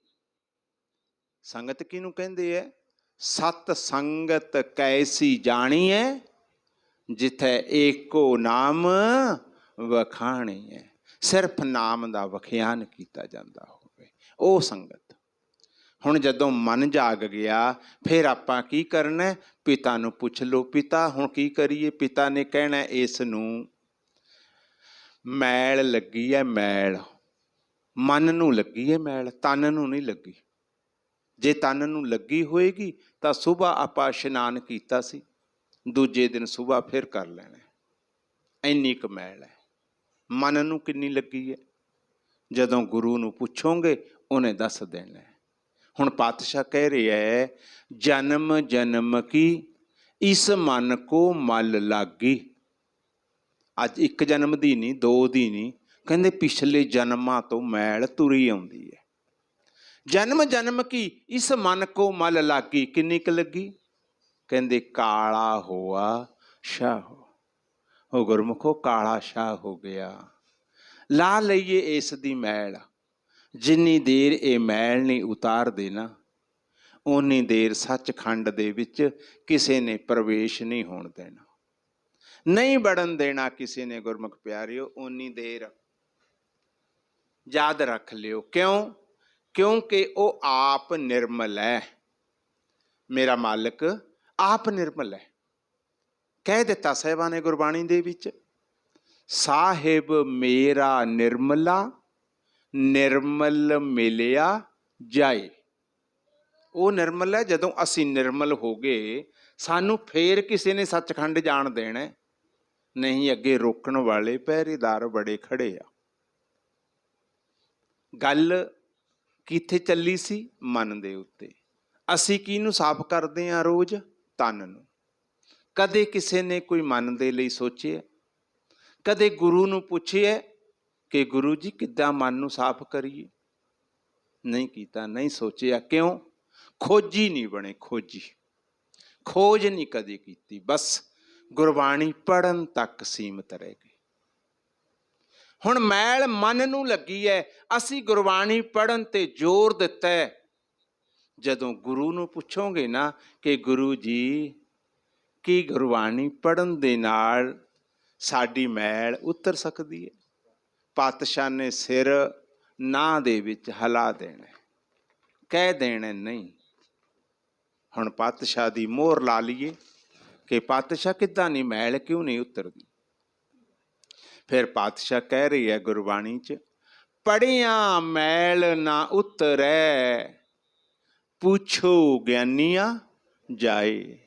ਕਹਿੰਦੇ ਪੜ੍ਹਨ ਦੇ ਨਾਲ ਤੇਰੀ ਮੈਲ ਨਹੀਂ ਉਤਰਨੀ, ਨਹੀਂ ਉਤਰਨੀ ਪੜ੍ਹਨ ਦੇ ਨਾਲ। ਕਿਉਂ? ਕਿਉਂਕਿ ਗੁਰਮੁਖ ਪਿਆਰਿਓ, ਅਸੀਂ ਮਨਮੁਖਾਂ, ਗੁਰਮੁਖ ਨਹੀਂ ਬਣੇ। ਬੜੀਆਂ ਕੀ ਗੁਰਮੁਖਾਂ ਨੂੰ ਸਤਸੰਗਤ ਦੇ ਵਿੱਚ ਇਹ ਮਹਿਸੂਸ ਹੋਣਾ ਕਿ ਸਾਨੂੰ ਮਨਮੁਖ ਕਹਿ ਰਹੇ ਹੈ। ਮੈਂ ਤੇ ਬਚਪਨ ਤੋਂ ਅੰਮ੍ਰਿਤ ਛਕਿਆ, ਮੈਂ ਤੇ ਰੋਜ਼ ਨਿਤਨੇਮੀ ਹਾਂ। ਦਾਸ ਨਹੀਂ ਕਹਿ ਰਿਹਾ, ਦਾਸ ਦੀ ਔਕਾਤ ਨਹੀਂ, ਹਿੰਮਤ ਨਹੀਂ ਸੰਗਤ ਨੂੰ ਕਹਿ ਦੇਗਾ। ਸੰਗਤ ਦਾਸ ਦੇ ਨਾਲੋਂ ਗਿੱਠ ਉੱਚੀ ਹੈ। ਕੌਣ ਕਹਿ ਰਿਹਾ? ਸਾਡਾ ਗੁਰੂ ਕਹਿ ਰਿਹਾ। ਜੋ ਵੀ ਬਚਨ ਤੁਹਾਡੇ ਨਾਲ ਸਾਂਝੇ ਕਰ ਰਹੇ ਹਾਂ ਨਾ, ਉਹ ਗੁਰੂ ਦੇ ਕਰ ਰਹੇ ਹਾਂ। ਪਾਤਸ਼ਾਹ ਕਹਿ ਰਿਹਾ ਹੈ, ਅਸੀਂ ਪਾਠ ਕਰੀ ਜਾਂਦੇ ਹਾਂ, ਵਾਹਿਗੁਰੂ ਵਾਹਿਗੁਰੂ ਵੀ ਕਰਦੇ ਹਾਂ, ਕੋਈ ਰਾਮ ਰਾਮ ਕਹਿੰਦਾ, ਕੋਈ ਅੱਲਾ ਅੱਲਾ ਕਹਿ ਰਿਹਾ, ਕੋਈ ਗੌੜ ਗੌੜ ਕਹਿ ਰਿਹਾ, ਪਰ ਪਾਤਸ਼ਾਹ ਕਹਿੰਦੇ ਕਹੀ ਜਾਂਦੇ ਹੋ, ਮਨ ਦੀ ਮੈਲ ਨੂੰ ਉਤਾਰ ਨਹੀਂ ਸਕੇ। ਪਾਤਸ਼ਾਹ ਕਹਿ ਰਿਹਾ ਗੁਰਬਾਣੀ 'ਚ, ਮਨਮੁਖ ਹਰ ਹਰ ਕਰ ਥੱਕੇ, ਮੈਲ ਨਾ ਸਕੇ ਧੋਏ। ਕਹਿੰਦੇ ਮੈਲ ਨਹੀਂ ਧੋ ਸਕੇ। ਫਿਰ ਕਿੱਦਾਂ ਉਤਰੇਗੀ ਮੈਲ? ਗੁਰੂ ਨੂੰ ਪੁੱਛਦੇ ਹਾਂ। ਜਦੋਂ ਪੁੱਛੋਗੇ ਗੁਰੂ ਨੇ ਕਹਿਣਾ ਸਿਮਰਨ ਸ਼ੁਰੂ ਕਰ ਦੇ, ਸਿਮਰਨ ਸ਼ੁਰੂ ਕਰ ਦੇ। ਹੁਣ ਪਹਿਲਾਂ ਆਪਾਂ ਸੁੱਤੇ ਪਏ ਮਨ ਨੂੰ ਜਗਾਉਣ ਦੇ ਲਈ ਵੀ ਸਿਮਰਨ ਕੀਤਾ ਸੀ। ਪਾਤਸ਼ਾਹ ਨੇ ਆਖਿਆ ਸੀ ਨਾ, ਸਿਮਰ ਸਿਮਰ ਸਿਮਰ ਗੁਰ ਆਪਣਾ, ਸੋਇਆ ਮਨ ਜਗਾਈ। ਹੁਣ ਮਨ ਦੀ ਮੈਲ ਉਤਾਰਨ ਦੇ ਲਈ ਵੀ ਮੇਰੇ ਸਾਹਿਬਾਂ ਫੇਰ ਕਹਿ ਰਹੇ ਐ, ਪ੍ਰਭ ਸਿਮਰਤ ਮਨ ਕੀ ਮਲ ਜਾਏ। ਕਹਿੰਦੇ ਸਿਮਰਨ ਕਰਨ ਦੇ ਨਾਲ ਤੇਰੇ ਮਨ ਦੀ ਮੈਲ ਜਾਏਗੀ। ਗੁਰਮੁਖੋ, ਸਿਮਰਨ ਦੇ ਵਿੱਚ ਐਡੀ ਵੱਡੀ ਤਾਕਤ ਹੈ, ਸਿਮਰਨ ਦੇ ਵਿੱਚ ਐਡੀ ਵੱਡੀ ਤਾਕਤ ਹੈ। ਇਸੇ ਕਰਕੇ ਸਾਹਿਬਾਂ ਨੇ ਬੜਾ ਵੱਡਾ ਸਿਮਰਨ ਸ਼ਬਦ ਨੂੰ ਅਹੁਦਾ ਦਿੱਤਾ ਹੈ। ਕੀ ਆਖਿਆ? ਪਾਤਸ਼ਾਹ ਨੇ ਆਖਿਆ, ਪ੍ਰਭ ਕਾ ਸਿਮਰਨ ਸਭ ਤੇ ਉੱਚਾ। ਕਿਸੇ ਨੂੰ ਐਡਾ ਵੱਡਾ ਉੱਚਾ ਸਥਾਨ ਨਹੀਂ ਮਿਲਿਆ ਜਿੰਨਾ ਸਿਮਰਨ ਨੂੰ ਉੱਚਾ ਸਥਾਨ ਮਿਲਿਆ। ਹੁਣ ਸਿਮਰਨ ਵੀ ਕਰਦੇ ਆ, ਸੰਗਤ ਨੇ ਫੇਰ ਵੀ ਕਹਿਣਾ ਵੀਰ ਜੀ ਗੱਲ ਨਹੀਂ ਬਣੀ। ਕਈ ਗੁਰਮੁਖ ਹੈਗੇ ਆ ਜੋ ਸਿਮਰਨ ਵੀ ਕਰਦੇ ਆ, 6 ਮਹੀਨੇ ਸਾਲ ਤੋਂ 2 ਸਾਲ ਤੋਂ ਸਿਮਰਨ ਕਰ ਰਹੇ ਆ, ਪਰ ਗੱਲ ਨਹੀਂ ਬਣੀ। ਕਿਉਂ ਨਹੀਂ ਬਣੀ? ਇੱਥੇ ਕੀ ਗੜਬੜ ਰਹਿ ਗਈ? ਇਸ ਨੂੰ ਥੋੜਾ ਉਹ ਕਰਿਆ ਕਰੋ, ਵੱਡੀ ਕਰਿਆ ਕਰੋ। ਗੱਲ ਕਿਉਂ ਨਹੀਂ ਬਣੀ? ਗੱਲ ਤਾਂ ਨਹੀਂ ਬਣੀ ਗੁਰਮੁਖ ਪਿਆਰਿਓ, ਕਿਉਂਕਿ ਅਸੀਂ ਆਪਣੀ ਮੱਤ ਨਹੀਂ ਛੱਡੀ, ਅਸੀਂ ਗੁਰੂ ਦੀ ਮੱਤ ਨਹੀਂ ਲਈ। ਅਸੀਂ ਸਭ ਕੁਝ ਆਪਣੀ ਮੱਤ ਨਾਲ ਕਰਦੇ ਹਾਂ। ਪਰ ਮੇਰੇ ਸਾਹਿਬਾਂ ਕਹਿੰਦੇ, ਮਨ ਕੀ ਮੱਤ ਤਿਆਗੋ ਹਰਿ ਜਨ। ਕਹਿੰਦੇ ਹਰੀ ਦੇ ਜਨ, ਤੂੰ ਆਪਣੇ ਮਨ ਦੀ ਮੱਤ ਨੂੰ ਤਿਆਗ ਦੇ। ਫਿਰ ਕਿਹੜੀ ਮੱਤ ਲਈਏ? ਪਾਤਸ਼ਾਹ ਕਹਿੰਦੇ, ਗੁਰ ਕੀ ਮੱਤ ਤੂੰ ਲੇਹ ਇਆਣੇ। ਉਹ ਬੱਚਿਆ, ਤੂੰ ਗੁਰੂ ਦੀ ਮੱਤ ਲੈ ਲੈ। ਜੇ ਤੂੰ ਗੁਰੂ ਦੀ ਮੱਤ ਲੈ ਕੇ ਭਗਤੀ ਨਾ ਕੀਤੀ ਤਾਂ ਡੁੱਬਦੇ ਦੇਖੇ ਗਏ ਐ ਤੇਰੇ ਵਰਗੇ ਸਿਆਣੇ ਚਤਰ ਚਲਾਕ, ਡੁੱਬਦੇ ਦੇਖੇ ਗਏ ਐ ਜੇ ਤੂੰ ਗੁਰੂ ਦੀ ਮੱਤ ਨਾਲ ਭਗਤੀ ਨਾ ਕੀਤੀ। ਪਾਤਸ਼ਾਹ ਕਹਿ ਰਹੇ ਐ, ਮਨ ਕੀ ਮੱਤ ਤੂੰ ਲੇਹ ਇਆਣੇ, ਭਗਤ ਬਿਨਾ ਬਹੁ ਡੁੱਬੇ ਸਿਆਣੇ। ਬਹੁਤ ਸਿਆਣੇ ਕਹਿੰਦੇ ਡੁੱਬ ਜਾਂਦੇ ਆ, ਪਰ ਆਪਾਂ ਨੇ ਡੁੱਬਣਾ ਨਹੀਂ। ਗੁਰਮੁਖੋ, ਬੜੀ ਮੁਸ਼ਕਲ ਇਹ ਜਨਮ ਮਿਲਿਆ, ਬੜੀ ਮੁਸ਼ਕਲ ਮਿਲਿਆ। ਪਾਤਸ਼ਾਹ ਕਹਿੰਦੇ, ਫਿਰਤ ਫਿਰਤ ਬਹੁਤੇ ਜੁਗ ਹਾਰਿਓ। ਬੜੇ ਯੁੱਗ ਹੋ ਗਏ, ਹੁਣ ਆਪਾਂ ਨੇ ਹਾਰਨਾ ਨਹੀਂ। ਇਹ ਹਾਰਨ ਵਾਲਾ ਸ਼ਬਦ ਕਿੱਧਰੋਂ ਆਇਆ? ਹਾਰਨ ਵਾਲਾ ਸ਼ਬਦ ਆਇਆ ਕਿ ਆਪਾਂ ਇਸ ਜਗ ਦੇ ਵਿੱਚ ਇਕੱਲੇ ਆਪਾਂ ਨਹੀਂ, ਸਾਰਾ ਜਗਤ, ਸਾਰਾ ਜਗਤ ਖੇਲਣ ਦੇ ਲਈ ਆਏ ਆ। ਜਿਹੜੇ ਜਿਹੜੇ ਇਸ ਖੇਲ ਨੂੰ ਜਿੱਤ ਜਾਣਗੇ ਉਹ ਆਪਣਾ ਜਨਮ ਮਰਨ ਮਿਟਾ ਦੇਣਗੇ। ਜਿਹੜੇ ਹਾਰ ਜਾਣਗੇ ਉਹ ਦੁਬਾਰਾ ਜਿੱਥੋਂ ਆਪਾਂ ਆਏ ਸੀ ਉਧਰ ਨੂੰ ਹੀ ਚਲੇ ਜਾਵਾਂਗੇ। ਕਿੱਥੋਂ ਆਏ ਸੀ? 84 ਲੱਖ ਦਾ ਚੱਕਰ ਕੱਟ ਕੇ, 84 ਲੱਖ ਦਾ ਚੱਕਰ ਕੱਟ ਕੇ ਆਪਾਂ ਆਏ ਸੀ ਗੁਰਮੁਖੋ। ਆਪਾਂ ਪਹਿਲਾਂ ਇਨਸਾਨ ਨਹੀਂ ਸੀ। ਅੱਜ ਜੋ 84 ਲੱਖ ਦੇਖ ਰਹੀਆਂ ਨਾ, ਉਹ ਚੱਕਰ ਕੱਟ ਕੇ ਆਏ ਸੀ। ਬੜਾ ਔਖਾ ਚੱਕਰ ਲੱਗਿਆ। ਜੇ ਇੱਕ ਇੱਕ ਦਿਨ ਦੀ ਜੂਨੀ ਹੋਵੇ ਸਾਰੇ ਅਜੀਬਾਂ ਦੀ, ਤਾਂ ਵੀ 84 ਲੱਖ ਦਿਨ ਦੇਖ ਲਓ ਕਿੰਨੇ ਕੁ ਬਣਦੇ ਆ। ਹੁਣ ਜੂਨੇ ਹੀ ਕੋਈ 100 ਸਾਲ ਵਾਲੇ ਬੈਠੇ ਆ, ਕੋਈ 200 ਸਾਲ ਦੀਆਂ ਨੇ, ਕੋਈ 500 ਸਾਲ ਦੀਆਂ ਜੂਨਾਂ ਨੇ। ਫਿਰ ਕਿੰਨਾ ਸਮਾਂ ਲੱਗੇਗਾ? ਇਸ ਕਰਕੇ ਪਾਤਸ਼ਾਹ ਕਹਿੰਦੇ, ਤੈਨੂੰ ਪੌੜੀ ਚੜ੍ਹਦੇ ਚੜ੍ਹਦੇ ਚੜ੍ਹਦੇ ਹੁਣ ਆਪਾਂ ਲਾਸਟ ਵਾਲੇ ਟੰਬੇ ਤੇ ਪਹੁੰਚ ਗਏ। ਜਾਂ ਤੇ ਗੁਰਮੁਖ ਪਿਆਰਿਓ, ਹੁਣ ਹਿੰਮਤ ਕਰਕੇ ਸੱਚਖੰਡ ਨੂੰ ਪ੍ਰਵੇਸ਼ ਕਰ ਜਾਈਏ, ਜਾਂ ਫਿਰ ਵਕਤ ਆਏਗਾ ਜੇ ਉੱਥੇ ਖੜੇ ਲਟਕਦੇ ਰਹੇ ਨਾ, ਹੱਥ ਛੁੱਟ ਜਾਣਾ। ਜਦੋਂ ਹੱਥ ਛੁੱਟ ਗਿਆ ਫਿਰ 84 ਲੱਖ ਪੌੜੀਆਂ ਨੀਚੇ ਜਾਵਾਂਗੇ। ਸਿਰਫ ਇਹ ਵਡਿਆਈ ਇੱਕ ਇਨਸਾਨ ਨੂੰ ਦਿੱਤੀ ਹੈ ਕਿ ਤੂੰ 84 ਲੱਖ ਪੌੜੀਆਂ ਚੜ੍ਹ ਚੁੱਕੇ ਹੈ, ਹੁਣ ਤੂੰ ਸੱਚਖੰਡ ਦੇ ਵਿੱਚ ਆ ਜਾ। ਇੱਕ ਮਾਨਸ ਨੂੰ ਇਹ ਵਡਿਆਈ ਦਿੱਤੀ ਹੈ, ਹੋਰ ਕਿਸੇ ਜੂਨ ਨੂੰ ਇਹ ਵਡਿਆਈ ਨਹੀਂ ਦਿੱਤੀ। ਕਹਿ ਦਿੱਤਾ ਸਾਹਿਬਾਂ ਨੇ ਗੁਰਬਾਣੀ 'ਚ, 184 ਜੋਨ ਸਵਾਈ ਮਾਨਸ ਕੋ ਪ੍ਰਭ ਦੀ ਵਡਿਆਈ। ਤੈਨੂੰ ਵਡਿਆਈ ਦਿੱਤੀ ਹੈ। ਦੇਖੀ ਕਿਤੇ ਉੱਕ ਜੇ ਪੌੜੀ ਦੇ ਉੱਤੋਂ, ਇਸ ਪੌੜੀ ਤੇ ਜੋ ਨਰ ਚੁੱਕ ਹੈ। ਦੇਖੀ ਕਿਤੇ ਚੁੱਕ ਜੇ ਇਸ ਪੌੜੀ ਤੋਂ, ਜਿਹੜਾ ਚੁੱਕ ਗਿਆ ਆਏ ਜਾਏ ਦੁੱਖ ਪਾਈਂਦਾ। ਇਹ ਹਾਲਤ ਕਿਤੇ ਸਾਡੀ ਨਾ ਹੋ ਜੇ। ਤੁਹਾਡੇ ਚਰਨਾਂ ਦੇ ਵਿੱਚ ਜੋਦੜੀ ਹੈ ਗੁਰਮੁਖ ਪਿਆਰਿਓ। ਛੱਡ ਦਿਓ ਮੋਹ ਮਾਇਆ ਨੂੰ, ਛੱਡ ਦਿਓ ਬੈਰ ਵਿਰੋਧ ਨੂੰ, ਛੱਡ ਦਿਓ ਨਿੰਦਿਆ ਚੁਗਲੀ ਨੂੰ। ਸਾਡਾ ਅੱਗਾ ਨੇੜੇ ਆ ਗਿਆ ਤੇ ਪਿੱਛਾ ਸਾਡਾ ਦੂਰ ਰਹਿ ਗਿਆ। ਬੜੀ ਦੇਰ ਹੋ ਗਈ ਹੱਥ ਪਾ ਕੇ ਹੁਣ ਆਪਾਂ ਨੂੰ ਖੜਿਆਂ ਨੂੰ, ਕਿਤੇ ਹੱਥ ਛੁੱਟ ਨਾ ਜਾਵੇ। ਇੱਕ ਹੋਰ ਗੱਲ ਯਾਦ ਰੱਖਿਓ, ਇਹ ਕੰਮ ਗੱਲਾਂ ਗੱਲਾਂ ਦੇ ਨਾਲ ਨਹੀਂ ਕਰ ਸਕਦੇ। ਜੇ ਕੋਈ ਸੋਚੇ ਨਾ ਕਿ ਗੁਰੂ ਘਰ ਜਾ ਕੇ 4 ਗੁਰਮੁਖ ਆਲੇ ਦਾਲੇ ਬਿਠਾਏ ਤੇ ਗੱਲਾਂ ਕਰਨੀਆਂ ਸ਼ੁਰੂ ਕਰ ਦਿੱਤੀਆਂ ਕਿ ਮੈਂ ਜੰਗ ਜਿੱਤ ਜਾਵਾਂਗਾ, ਨਹੀਂ ਜਿੱਤਿਆ ਜਾਣਾ। ਜੇ ਕੋਈ ਕਹੇ ਚਤਰਾਈ ਤੇ ਚਲਾਕੀ ਦੇ ਨਾਲ ਮੈਂ ਜੰਗ ਜਿੱਤ ਜਾਵਾਂਗਾ, ਨਹੀਂ, ਕੁਛ ਨਹੀਂ ਪਾਇਆ ਜਾਣਾ ਗੁਰਮੁਖੋ, ਕੁਛ ਨਹੀਂ ਬਣਨਾ। ਕਹਿ ਦਿੱਤਾ ਮੇਰੇ ਸਾਹਿਬਾਂ ਨੇ, ਇੱਕ ਗੱਲਾਂ ਕਰੇ ਕਨੇਰੀਆਂ। ਬਹੁਤ ਗੱਲਾਂ ਕਰਦੇ ਨੇ, ਕਹਿੰਦੇ ਗੱਲੀ ਕਿਨੇ ਨਾ ਪਾਇਆ, ਕਹਿੰਦੇ ਗੱਲਾਂ ਨਾਲ ਨਹੀਂ ਪਾ ਸਕਦੇ।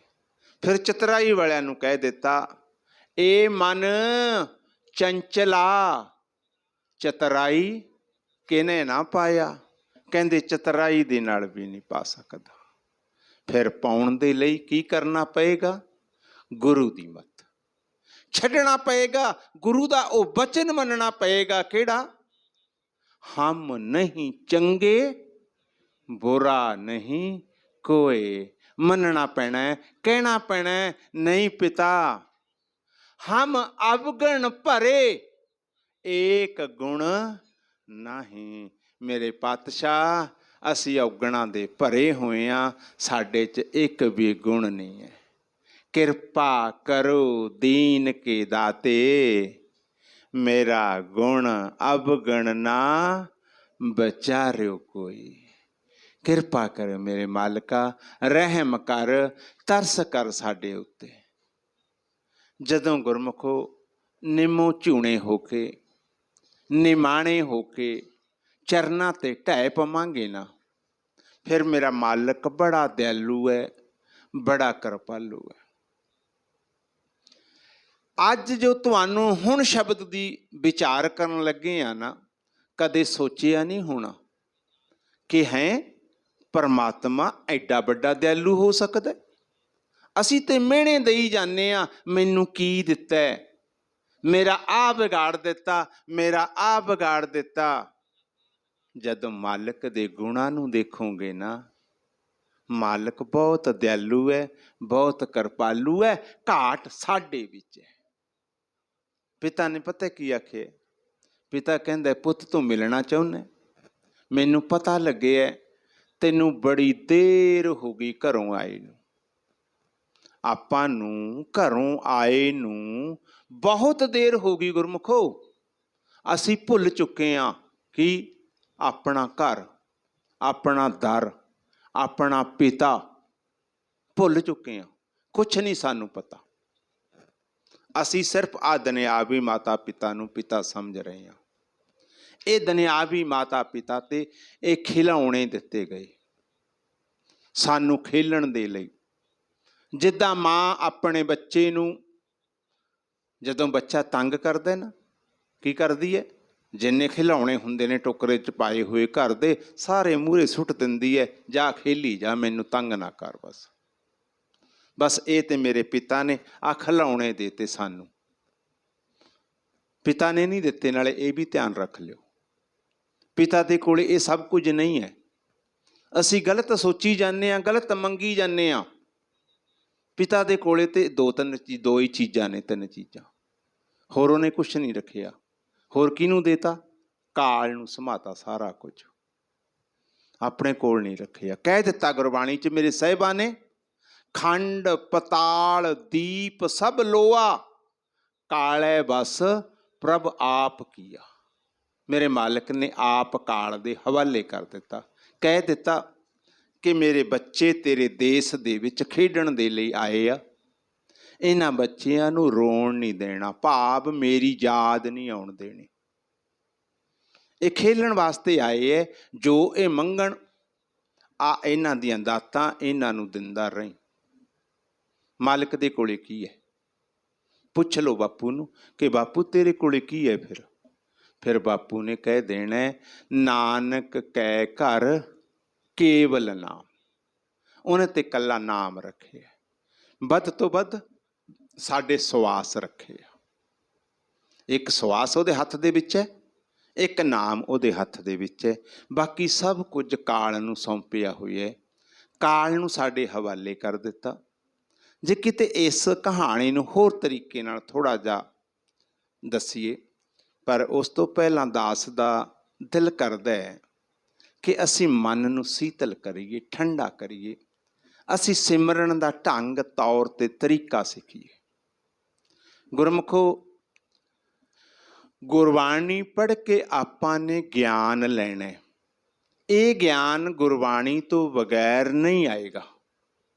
ਇਹ ਜੋ ਕੁਝ ਦਾਸ ਦੱਸ ਰਿਹਾ ਸਾਰਾ ਗੁਰਬਾਣੀ ਦੇ ਵਿੱਚੋਂ ਹੈ, ਪਰ ਗੁਰਬਾਣੀ ਪੜ੍ਹ ਕੇ ਗਿਆਨ ਲੈ ਕੇ ਜੋ ਗੁਰਬਾਣੀ ਨੇ ਕਹਿ ਦਿੱਤਾ, ਫਿਰ ਉਸ ਮੰਜ਼ਿਲ ਵੱਲ ਨੂੰ ਵਧਣਾ ਸ਼ੁਰੂ ਕਰ ਦਿਓ।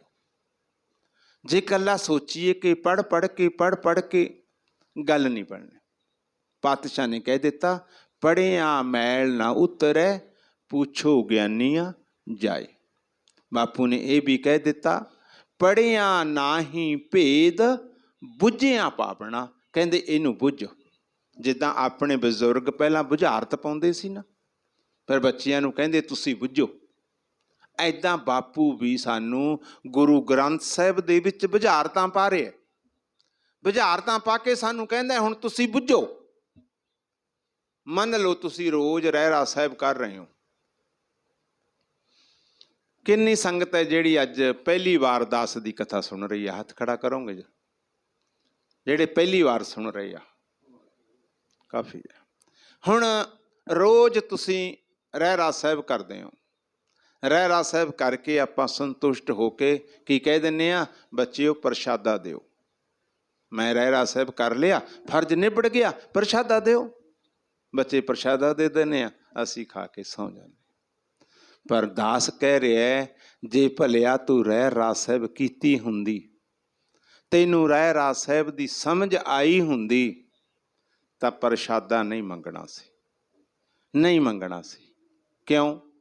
ਕਿਉਂਕਿ ਆਪਾਂ ਨੇ ਬੜੀ ਮਿਹਨਤ, ਸਖਤ ਘਾਲ ਕਮਾਈ ਕੀਤੀ, ਧਨ ਇਕੱਠਾ ਕਰ ਲਿਆ, ਮਕਾਨ ਬਣਾ ਲਿਆ, ਗੱਡੀ ਖਰੀਦ ਲਈ, ਬੱਚੇ ਬਾਹਰ ਸੈਟਲ ਕਰ ਦਿੱਤੇ।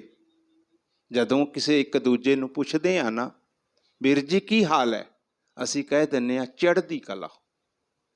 ਕਦੇ ਲੰਮੀ ਨਿਗਾਹ ਮਾਰ ਕੇ ਵੇਖਿਓਗਾ, ਜਿਹੜਾ ਕੁਝ ਦਾਸ ਨੇ ਗਿਣਾਇਆ ਇਹਦੇ ਵਿੱਚ ਕੋਈ ਇੱਦਾਂ ਦੀ ਸੈ ਹੈ ਜਿਹੜੀ ਨੂੰ ਅਸੀਂ ਨਾਲ ਲੈ ਕੇ ਜਾ ਸਕੀਏ?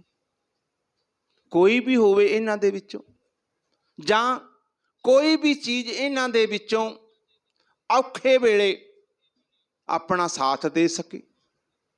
ਔਖਾ ਵੇਲਾ ਤਨ ਦਾ ਨਾ ਸਮਝਿਓ, ਗੱਲ ਤਨ ਦੀ ਨਹੀਂ ਹੈ, ਗੱਲ ਕਿਹਦੀ ਹੈ? ਮਨ ਦੀ। ਮਨ ਦਾ ਔਖਾ ਵੇਲਾ ਕਿੱਥੇ ਆਏਗਾ?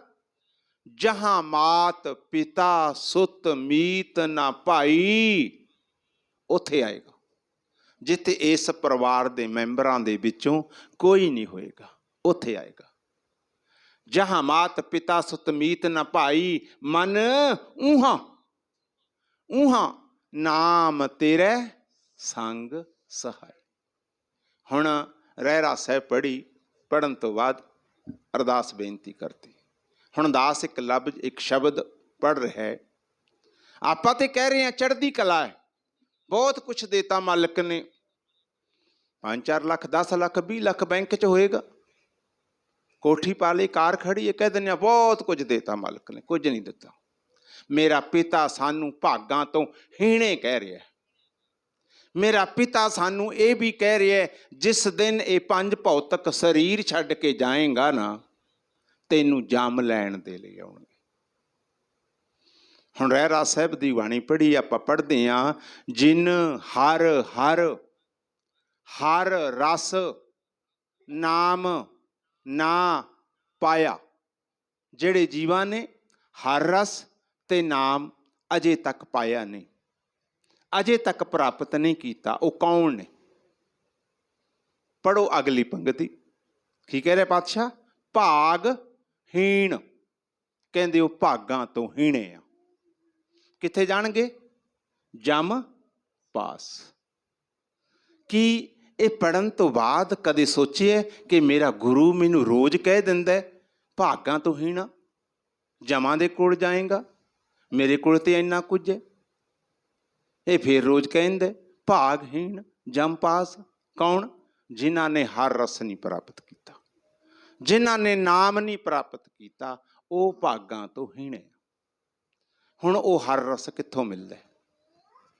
ਕਦੇ ਵਿਚਾਰਿਆ ਨਹੀਂ। ਜਦੋਂ ਗੁਰੂ ਨੂੰ ਪੁੱਛੋਗੇ ਨਾ ਕਿ ਬਾਪੂ ਉਹ ਹਰ ਰਸ ਕਿੱਥੋਂ ਮਿਲਦਾ, ਮੈਂ ਪੈਸਿਆਂ ਦਾ ਇੰਤਜ਼ਾਮ ਕਰ ਲੈਣਾ, ਮੈਂ ਖਰੀਦ ਲੂੰਗਾ ਜਿਹਦੇ ਨਾਲ ਮੈਂ ਭਾਗਾਂ ਵਾਲਾ ਬਣ ਜੂੰਗਾ। ਫਿਰ ਬਾਪੂ ਕਹਿੰਦਾ ਹਰ ਰਸ ਕੀ ਕੀਮਤ ਕਹੀ ਨਾ ਜਾਏ। ਕਹਿੰਦੇ ਇਸ ਦੀ ਤੇ ਕੀਮਤ ਨਹੀਂ ਕਹੀ ਜਾ ਸਕਦੀ, ਇਹ ਬਹੁ ਮੁੱਲਾ ਹੈ। ਕਿੱਥੇ ਹੈ? ਸਾਡੇ ਅੰਦਰ ਹੈ। ਇਹ ਰਸ 4 ਪ੍ਰਕਾਰ ਦਾ, ਹਰ ਰਸ, ਨਾਮ ਰਸ, ਅੰਮ੍ਰਿਤ ਰਸ ਤੇ ਬ੍ਰਹਮ ਰਸ। ਜਿੰਨੀ ਦੇਰ ਸਾਨੂੰ ਇਹ ਰਸ ਪ੍ਰਾਪਤ ਨਹੀਂ ਹੁੰਦਾ, ਮੇਰੇ ਪਿਤਾ ਨੇ ਸਾਨੂੰ ਭਾਗਾਂ ਤੋਂ ਹੀਣਾ ਕਹਿਣਾ, ਭਾਗਾਂ ਤੋਂ ਹੀਣਾ ਕਹਿਣਾ। ਜਿੰਨੀ ਦੇਰ ਅਸੀਂ ਰਸ ਤੇ ਨਾਮ ਨੂੰ ਪ੍ਰਾਪਤ ਨਹੀਂ ਕਰ ਸਕਦੇ, ਓਨੀ ਦੇਰ ਸਾਡਾ ਜਮਾਂ ਤੋਂ ਛੁਟਕਾਰਾ ਨਹੀਂ ਹੋ ਸਕਦਾ। ਮੇਰਾ ਪਿਤਾ ਗੁਰਬਾਣੀ ਦੇ ਵਿੱਚ ਕਹਿ ਰਿਹਾ। ਸਾਨੂੰ ਨੀਂਦ ਕਿੱਦਾਂ ਆ ਜਾਂਦੀ ਹੈ, ਸਾਨੂੰ ਪ੍ਰਸ਼ਾਦੇ ਕਿੱਦਾਂ ਚੰਗੇ ਲੱਗਦੇ ਆ। ਅੱਗਾ ਸਾਡਾ ਨੇੜੇ ਆ ਗਿਆ, ਪਿਤਾ ਸਾਰਾ ਕਹਿ ਰਿਹਾ ਹੈ ਕਿ ਤੈਨੂੰ ਜੰਮ ਲੈਣ ਵਾਸਤੇ ਆਉਣਗੇ। ਅਸੀਂ ਸਵਰਗਾਂ ਦੀ ਆਸ਼ਾ ਰੱਖ ਕੇ ਬੈਠੇ ਹਾਂ। ਹੁਣ ਗੁਰਮੁਖ ਪਿਆਰਿਓ, ਇਸ ਹਰ ਰਸ ਨੂੰ ਲੈਣ ਦਾ ਉਪਰਾਲਾ ਕਰੋ, ਨਾਮ ਨੂੰ ਪ੍ਰਾਪਤ ਪ੍ਰਗਟ ਕਰਨ ਦਾ ਉਪਰਾਲਾ ਕਰੋ। ਹੁਣ ਪੁੱਛੋ ਕਿ ਹਰ ਰਸ ਕਿੱਥੇ ਹੈ? ਹਰ ਰਸ ਦੱਸਿਆ 4 ਪ੍ਰਕਾਰ ਦਾ, ਜਿਸ ਨੂੰ ਸਾਰੇ ਨੂੰ ਅੰਮ੍ਰਿਤ ਇੱਕ ਹੈ। ਇਹ 4 ਪ੍ਰਕਾਰ ਦਾ ਕਿਉਂ ਆਖਿਆ? ਜਿੱਦਾਂ ਆਪਣੇ ਘਰ ਦੇ ਵਿੱਚ ਕੋਈ ਨੌਕਰ ਆਇਆ, ਸਮਝਾਉਣ ਵਾਸਤੇ ਹੈ ਇਹ। ਆਪਣੇ ਘਰ ਦੇ ਵਿੱਚ ਕੋਈ ਨੌਕਰ ਆਇਆ, ਆਪਣਾ ਉਹ 'ਤੇ ਵਿਸ਼ਵਾਸ ਨਹੀਂ ਬਣਿਆ, ਆਪਾਂ ਉਹਨੂੰ ਨੋਰਮਲ ਪ੍ਰਸ਼ਾਦਾ ਦੇਵਾਂਗੇ। ਜਦੋਂ ਉਹ ਕੰਮ ਕਰਦਾ ਕਰਦਾ ਸਾਡੇ ਵਿੱਚ ਕੁਝ ਰਚ ਮਿਚ ਗਿਆ, ਕੰਮ ਚੰਗਾ ਕਰਨ ਲੱਗ ਗਿਆ, ਸਾਡਾ ਉਹਨੇ ਮਨ ਜਿੱਤ ਲਿਆ, ਆਪਾਂ ਕਹਾਂਗੇ ਘਰ ਵਾਲੀ ਸਿੰਘਣੀ ਨੂੰ ਕਿ ਇਹਨੂੰ ਚੰਗਾ ਪ੍ਰਸ਼ਾਦਾ ਦਿਆ ਕਰ, ਕਿ ਕੰਮ ਕਰਦਾ, ਇਮਾਨਦਾਰ ਹੈ। ਇੱਦਾਂ ਹੀ ਹੁੰਦਾ। ਇਸ ਤੋਂ ਬਾਅਦ ਜਦੋਂ ਉਹ ਬੱਚਾ, ਉਹ ਨੌਕਰ ਸਾਡੇ ਬੱਚਿਆਂ ਤੋਂ ਵੱਧ ਕੇ ਸਾਡਾ ਕੰਮ ਕਰਨਾ ਸ਼ੁਰੂ ਕਰ ਦਿੰਦਾ ਹੈ, ਸਾਡੀ ਜ਼ਿੰਮੇਵਾਰੀ ਚੱਕਣ ਲੱਗ ਜਾਂਦਾ ਹੈ, ਆਪਾਂ ਇੱਕ ਘਰ ਦੇ ਮੈਂਬਰ ਦੀ ਤਰ੍ਹਾਂ ਸਮਝ ਲੈਂਦੇ ਹਾਂ। ਅਤੇ ਉਸ ਤੋਂ ਬਾਅਦ ਇੱਕ ਵਾਰ ਇੱਦਾਂ ਦਾ ਵੀ ਆ ਜਾਂਦਾ ਹੈ ਕਿ ਉਹ ਨੌਕਰ ਸਾਡੀ ਗੈਰ ਹਾਜ਼ਰੀ ਦੇ ਵਿੱਚ ਵੀ ਬੜਾ ਵਫਾਦਾਰ ਬਣ ਜਾਂਦਾ ਹੈ। ਅਸੀਂ ਉਸ ਨੂੰ ਕਹਿ ਦਿੰਦੇ ਹਾਂ ਕਿ ਪੁੱਤ ਚੱਕ ਕੇ ਜੋ ਮਰਜ਼ੀ ਖਾ ਲਿਆ ਕਰ। ਹੁੰਦਾ ਇਹ ਅਮੂਮਨ। ਇੱਦਾਂ ਹੀ ਭਗਤੀ ਦੇ ਰੰਗ ਨੇ। ਜਿਸ ਦਿਨ ਅਸੀਂ ਭਗਤੀ ਕਰਨ ਲੱਗਦੇ ਹਾਂ, ਸ਼ੁਰੂਆਤ ਹੁੰਦੀ ਹੈ, ਉਸ ਦਿਨ ਮੇਰਾ ਮਾਲਕ ਇਹਨਾਂ ਬੱਚਿਆਂ ਨੂੰ ਹਰ ਰਸ ਦਿੰਦਾ। ਹਰ ਰਸ ਕੀ ਹੁੰਦਾ? ਸਾਡੇ ਮੁੱਖ ਦੇ ਵਿੱਚ ਇੱਕ ਨੋਰਮਲ ਪਾਣੀ, ਤਰਲ ਪਦਾਰਥ ਆਉਣਾ ਸ਼ੁਰੂ ਹੋ ਜਾਂਦਾ ਹੈ। ਹੁਣ ਤੁਸੀਂ ਸਿਮਰਨ ਕਰਦੇ ਹੋਵੋਗੇ, ਗੁਰਬਾਣੀ ਪੜ੍ਹਦੇ ਹੋਵੋਗੇ, ਤੁਹਾਡਾ ਮਨ ਸੁੱਕਦਾ ਹੋਏਗਾ, ਮੂੰਹ ਸੁੱਕਦਾ ਹੋਏਗਾ, ਤਾਲੂ ਹਲ। ਪਰ ਜਦੋਂ ਹਰ ਰਸ ਆਉਣਾ ਸ਼ੁਰੂ ਹੋ ਗਿਆ, ਤੁਸੀਂ ਉਸ ਦੀਆਂ ਘੁੱਟਾਂ ਭਰਨੀਆਂ ਸ਼ੁਰੂ ਕਰ ਦਿਓਗੇ। ਉਹ ਕਿੱਥੋਂ ਆਉਂਦਾ? ਆ ਜੀਵਾ ਦੇ ਉੱਤੇ ਇੱਕ ਕਾਂ ਹੁੰਦਾ, ਉਸ ਦੇ ਵਿੱਚੋਂ ਬੂੰਦਾਂ ਡਿੱਗਣਗੀਆਂ ਤੁਹਾਡੀ ਰਸ਼ਨਾ ਤੇ। ਜਦੋਂ ਤੁਸੀਂ ਹੋਰ ਗੁਰਬਾਣੀ ਦੇ ਵਿੱਚ ਰਚ ਮਿਚ ਗਏ, ਸਿਮਰਨ ਦੇ ਵਿੱਚ ਰਚ ਗਏ, ਹੋਰ ਗੁਰੂ ਦੀ ਮੱਤ ਨਾਲ ਸਿਮਰਨ ਕਰਨਾ ਸ਼ੁਰੂ ਕਰਤਾ, ਸਿਮਰਨ ਕਰਦੇ ਕਰਦੇ ਆਪਣੇ ਆਪ ਨੂੰ ਭੁੱਲਣਾ ਸ਼ੁਰੂ ਕਰ ਦਿੱਤਾ, ਫਿਰ ਗੁਰਮੁਖ ਪਿਆਰਿਓ, ਉਹ ਮਾਲਕ ਨੇ ਸਾਨੂੰ ਨਾਮ ਰਸ ਦੇ ਦੇਣਾ, ਉਹਦੇ ਵਿੱਚ ਥੋੜ੍ਹਾ ਜਿਹਾ ਮਿੱਠਾ ਪਾ ਦੇਣਾ ਅਤੇ ਠੰਡਾ ਕਰ ਦੇਣਾ, ਉਸ ਨੂੰ ਸੁਆਦਲਾ ਕਰ ਦੇਣਾ। ਜਦੋਂ ਅਸੀਂ ਆਪਣੇ ਆਪ ਨੂੰ ਬਿਲਕੁਲ ਭੁੱਲ ਜਾਵਾਂਗੇ, ਆਪਣੇ ਆਪ ਨੂੰ ਗਵਾਉਣਾ ਪਊਗਾ, ਛੱਡਣਾ ਪਊਗਾ ਆਪਣੇ ਆਪ ਨੂੰ। ਸਾਹਿਬਾਂ ਨੇ ਆਖਿਆ ਗੁਰਬਾਣੀ 'ਚ, ਦਾਸ ਨਹੀਂ ਕਹਿ ਰਿਹਾ, ਪਾਤਸ਼ਾਹ ਕਹਿੰਦੇ ਆਪ ਗਵਾਈਏ ਤਾਂ ਸਹੁ ਪਾਈਏ। ਕਹਿੰਦੇ ਤਾਂ ਉਸ ਨੂੰ ਪਾਏਗਾ ਜਦੋਂ ਆਪਣੇ ਆਪ ਨੂੰ ਗਵਾ ਦੇਗਾ। ਫਿਰ ਗੁਰਮੁਖ ਪਿਆਰਿਓ, ਉਹ ਖੁਰਾਕ, ਉਹ ਰਸ, ਅੰਮ੍ਰਿਤ ਰਸ, ਜਿੱਦਾਂ ਦਾ ਅਸੀਂ ਬਾਹਰੋਂ ਅੰਮ੍ਰਿਤ ਛਕੇ ਨਾ, ਇੱਦਾਂ ਦਾ ਅੰਮ੍ਰਿਤ ਅਸੀਂ ਅੰਦਰੋਂ ਪੀਣਾ ਸ਼ੁਰੂ ਕਰ ਦੇਣਾ। ਅੰਮ੍ਰਿਤ ਉਹ ਕੀ ਹੈ? ਜਿਹੜਾ ਹੁਣ ਆਪਾਂ ਪ੍ਰਸ਼ਾਦਾ ਛਕਿਆ ਜਾਂ ਛਕਾਂਗੇ ਨਾ, ਇਹ ਸਾਡੇ ਤਨ ਦੀ ਖੁਰਾਕ ਸੀ। ਆਪਾਂ ਕੌਣਾ ਤਨ ਨਹੀਂ ਹੈਗੇ, ਆਪਾਂ ਕੌਣਾ ਮਨ। ਜਿਹੜੀ ਮਨ ਦੀ ਖੁਰਾਕ ਹੈ ਉਹ ਹੈ ਅੰਮ੍ਰਿਤ। ਜਿੰਨੀ ਦੇਰ ਅਸੀਂ ਅੰਮ੍ਰਿਤ ਨਹੀਂ ਪੀਂਦੇ, ਓਨੀ ਦੇਰ ਆਪਾਂ ਅਮਰ ਨਹੀਂ ਹੋ ਸਕਦੇ, ਅਮਰ ਨਹੀਂ ਹੋ ਸਕਦੇ। ਪਾਤਸ਼ਾਹ ਨੇ ਕਹਿ ਦਿੱਤਾ, ਅੰਮ੍ਰਿਤ ਪੀਵੈ ਅਮਰ ਸੁ ਹੋਏ। ਅੰਮ੍ਰਿਤ ਪੀ ਕੇ ਕਹਿੰਦੇ ਅਮਰ ਹੋਣਗੇ। ਦੱਸ ਵੀ ਦਿਓ ਗੁਰਮੁਖੋ, ਪਤਾ ਨਹੀਂ ਦਾਸ ਤੇ ਬੈਠਾ, ਜਦੋਂ ਸਮਾਪਤੀ ਕਰਨੀ ਹੋਈ, ਕੀ ਟਾਈਮ ਹੋ ਗਿਆ ਹੈ? ਚਲੋ ਤੁਹਾਡੀ ਦੋ ਲਾ ਲੈਂਦੇ ਹਾਂ 5-7 ਮਿੰਟ ਹੋਰ, ਕੋਈ ਗੱਲ ਨਹੀਂ, ਰੋਜ਼ ਹੀ ਸੌਣਾ। ਇਹ ਹੈ ਅੰਮ੍ਰਿਤ ਰਸ। ਅੰਮ੍ਰਿਤ ਰਸ ਅੰਦਰ ਹੈ, ਕਿੰਨਾ ਕੁ ਹੈ? ਖੂਹ ਭਰਿਆ ਪਿਆ। ਜਿਵੇਂ ਤੁਸੀਂ ਆਪਣੇ ਬੱਚਿਆਂ ਦੇ ਲਈ ਸਕੂਲ ਜਾਂਦਿਆਂ ਨੂੰ ਟਿਫਨ ਤਿਆਰ ਕਰਕੇ ਦਿੰਦੇ ਹੋ ਨਾ, ਇੱਦਾਂ ਹੀ ਜਦੋਂ ਅਸੀਂ ਇਸ ਲੋਕ ਦੇ ਵਿੱਚ ਆਏ ਸੀ, ਸਾਡੇ ਪਿਤਾ ਨੇ ਵੀ ਟਿਫਨ ਤਿਆਰ ਕਰਕੇ ਦਿੱਤਾ ਸੀ। ਅੰਮ੍ਰਿਤ ਰਸ ਦਾ ਖੂਹ ਭਰ ਕੇ 10ਵੇਂ ਦੁਆਰ ਦੇ ਵਿੱਚ ਰੱਖ ਕੇ ਦੇ ਦਿੱਤਾ ਕਿ ਜਾ ਪੁੱਤ, ਜਦੋਂ ਤੈਨੂੰ ਭੁੱਖ ਪਿਆਸ ਲੱਗੇ ਤੂੰ ਅੰਮ੍ਰਿਤ ਛਕ ਲੈ। ਇਹ ਜਿਹੜੀ ਕਾਇਆ ਹੈ, ਇਹ 10 ਦੁਆਰਿਆਂ ਦੀ ਹੈ। 9 ਦੁਆਰੇ ਮਨ ਨੂੰ ਖੇਲਣ ਦੇ ਲਈ ਦੇਤੇ, 10ਵੇਂ ਦੇ ਵਿੱਚ ਮਨ ਦੀ ਖੁਰਾਕ ਰੱਖ ਦਿੱਤੀ ਤੇ ਸਾਡਾ ਪਿਤਾ ਆਪ ਬਹਿ ਗਿਆ।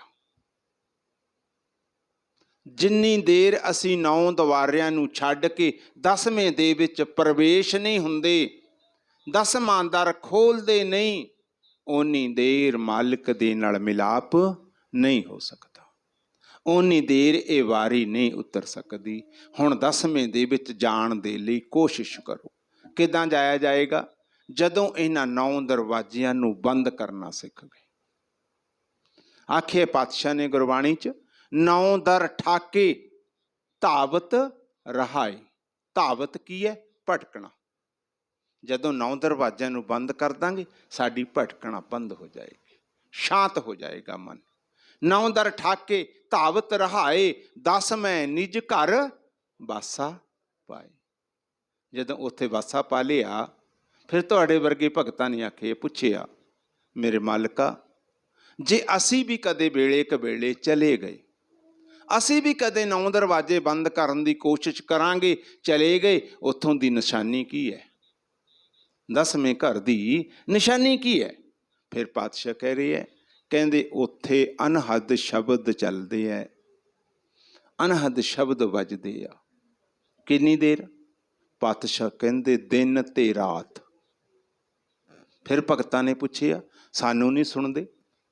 ਪਾਤਸ਼ਾਹ ਕਹਿੰਦੇ ਤੁਸੀਂ ਗੁਰੂ ਦੀ ਮੱਤ ਲੈ ਲਓ, ਗੁਰੂ ਦੀ ਮੱਤ ਨਾਲ ਸੁਣਨੇ ਹੈ, ਗੁਰੂ ਦੀ ਮੱਤ ਤੋਂ ਬਗੈਰ ਨਹੀਂ ਸੁਣਨੇ, ਜੋ ਆਪਾਂ ਪਹਿਲਾਂ ਵਿਚਾਰ ਕੀਤੀ ਸੀ। ਪਾਤਸ਼ਾਹ ਕੀ ਕਹਿ ਰਹੇ? 9 ਦਰ ਠਾਕੇ ਧਾਵਤ ਰਹਾਏ, 10 ਮੈਂ ਨਿਜ ਘਰ ਵਾਸਾ ਪਾਏ। ਉੱਥੇ ਉੱਥੇ ਅਨਹਦ ਸ਼ਬਦ ਵੱਜੇ ਦਿਨ ਰਾਤੀ। ਇਹ ਨਿਸ਼ਾਨੀ ਹੈ ਉੱਥੋਂ ਦੀ। ਉੱਥੇ ਅਨਹਦ ਸ਼ਬਦ ਵੱਜੇ ਦਿਨ ਰਾਤੀ, ਗੁਰਮਤੀ ਸ਼ਬਦ ਸੁਣਾ ਬਣਿਆ। ਕਹਿੰਦੇ ਗੁਰੂ ਦੀ ਮੱਤ ਦੇ ਨਾਲ ਉਹ ਸ਼ਬਦ ਸੁਣਨੇ ਆ। ਹੁਣ ਗੁਰਮਖੋ, ਜਿਨ੍ਹਾਂ ਦੇ ਮਨ ਦੇ ਅੰਦਰ ਚਾਹ ਪੈਦਾ ਹੋਈ ਹੈ, ਮਨ ਦੀ ਕੁਝ ਇੱਛਾ ਪੈਦਾ ਹੋਈ ਹੈ ਕਿ ਮੈਂ 10ਵੇਂ ਦਰ ਤੇ ਜਾਣਾ, ਤਾਂ ਦਾਸ ਦਾਅਵੇ ਨਾਲ ਕਹਿ ਸਕਦਾ ਤੁਸੀਂ ਜਾ ਸਕਦੇ ਹੋ। ਬੜੇ ਆਰਾਮ ਨਾਲ, ਬੜੇ ਸੌਖੇ ਢੰਗ ਦੇ ਨਾਲ ਜਾ ਸਕਦੇ ਹੋ। ਪਰ ਤੁਸੀਂ ਕਹਿਣਾ ਕਿ ਵੀਰ ਜੀ ਤੁਸੀਂ ਤੇ ਸਾਨੂੰ ਮਿਲੇ ਨਹੀਂ ਹਨ, ਤੁਹਾਨੂੰ ਸਾਡੇ ਬਾਰੇ ਕੀ ਪਤਾ, ਅਸੀਂ ਕਿੱਦਾਂ ਦੇ ਇਨਸਾਨ ਆ, ਤੁਸੀਂ ਹੰਬੀ ਕਿੱਦਾਂ ਭਰ ਲਈ? ਦਾਸ ਨੇ ਹੰਬੀ ਭਰ ਲਈ। ਜਾ ਸਕਦੇ ਹੋ, ਸਾਰੇ ਜਾ ਸਕਦੇ ਹਾਂ। ਕਿਉਂ? ਕਿਉਂਕਿ ਗੁਰਮੁਖ ਪਿਆਰਿਓ, ਰੋਜ਼ ਪੜ੍ਹਦੇ ਹੋ, ਆਪਣੀ ਵਾਰੀ ਹੈ ਮਾਲਕ ਨੂੰ ਮਿਲਣ ਦੀ। ਇਸੇ ਰਸਤੇ ਜਾਇਆ ਜਾਏਗਾ। ਰੋਜ਼ ਪੜ੍ਹਦੇ ਆ ਨਾ, ਭਈ ਪ੍ਰਾਪਤ ਮਾਨੁਖ ਦੇ ਹੁਰੀਆ, ਗੋਬਿੰਦ ਮਿਲਣ ਕੀ ਇਹ ਤੇਰੀ ਬਰੀਆ। ਜੇ ਵਾਰੀ ਹੈ ਤਾਂ ਆਪਾਂ ਜਾ ਸਕਦੇ ਹਾਂ। ਕਿਸੇ ਦੀ ਵਾਰੀ ਤੇ ਨਹੀਂ ਰੋਕੀ ਨਾ, ਆਪਣੀ ਵਾਰੀ ਹੈ, ਜਾ ਸਕਦੇ ਹਾਂ। ਫਿਰ ਹੋਰ ਦੇਖੋ, ਮੇਰਾ ਪਿਤਾ ਕਿਰਪਾਲੂ ਦਿਆਲੂ ਕੀ ਕਹਿ ਰਿਹਾ। ਜੇ ਤੁਸੀਂ ਜਾਣਾ ਵੀ ਚਾਹੁੰਦੇ ਹੋ, ਪਿਤਾ ਕਹਿ ਰਿਹਾ ਤੂੰ ਇੱਕ ਕਦਮ ਮੈਨੂੰ ਪੁੱਟ ਕੇ ਵਿਖਾ ਦੇ, ਬਸ ਇੱਕ ਕਦਮ। ਬਾਕੀ ਦੇ ਕਦਮ, ਬਾਕੀ ਪਿਤਾ ਕਹਿੰਦਾ ਮੈਂ ਆਪੇ ਲੈਣ ਲਈ ਆ ਜਾਵਾਂਗਾ। ਕਿਉਂ? ਕਿਉਂਕਿ ਉਹ ਸਾਡਾ ਪਿਤਾ ਹੈ। ਜਿੱਦਾਂ ਸਾਡੇ ਬੱਚੇ ਸਕੂਲ ਜਾਂਦੇ ਆ, ਵੈਨ 10 ਮਿੰਟ ਲੇਟ ਹੋ ਜਾਵੇ, ਅਸੀਂ ਪਿੱਛੇ ਚੱਲ ਜਾਂਦੇ ਹਾਂ ਲੈਣ ਦੇ ਲਈ, ਹੈ ਨਾ। ਇੱਦਾਂ ਉਹ ਵੀ ਸਾਡਾ ਪਿਤਾ ਹੈ, ਉਸ ਨੂੰ ਵੀ ਬੜਾ ਫਿਕਰ ਹੈ। ਉਹ ਕਹਿ ਰਿਹਾ ਪੁੱਤ ਬਸ ਇੱਕ ਕਦਮ ਪੱਟ, ਮੈਨੂੰ ਪਤਾ ਲੱਗ ਜਾਵੇ ਕਿ ਤੂੰ ਕਿੱਥੇ ਹੈ ਤੇ ਤੇਰੇ ਮਿਲਣ ਦੀ ਤਾਂਘ ਹੈ, ਮੈਨੂੰ ਆਉਣ ਦੀ ਤਾਂਘ ਹੈ। ਕੀ ਆਖਿਆ ਪਾਤਸ਼ਾਹ ਨੇ? ਪਾਤਸ਼ਾਹ ਕਹਿੰਦੇ ਚਰਨ ਸ਼ਰਨ ਗੁਰ ਏਕ ਪੈਂਡਾ ਜਾਏ ਚੱਲ। ਬਸ ਇੱਕ ਪੈਂਡਾ। ਮਾਲਕ ਕਿੰਨਾ ਚੱਲੂਗਾ? ਸਤ ਗੁਰ ਕੋਟ। ਕੋਟ ਕਿਹਨੂੰ ਕਹਿੰਦੇ ਹੈ? ਕਰੋੜ ਨੂੰ। ਸਾਨੂੰ ਇੱਕ ਕਦਮ, ਸਾਡਾ ਪਿਓ ਕਰੋੜ ਕਦਮ ਚੱਲ ਕੇ ਆਵੇ। ਚਰਨ ਸ਼ਰਨ ਗੁਰ ਏਕ ਪੈਂਡਾ ਜਾਏ ਚੱਲ, ਸਤ ਗੁਰ ਕੋਟ ਪੈਂਡਾ ਆਗੇ ਹੋਏ ਲੇਤ ਹੈ। ਐਡਾ ਵੱਡਾ ਦਿਆਲੂ ਹੈ, ਐਡਾ ਕਿਰਪਾਲੂ ਹੈ ਸਾਡਾ ਪਿਤਾ।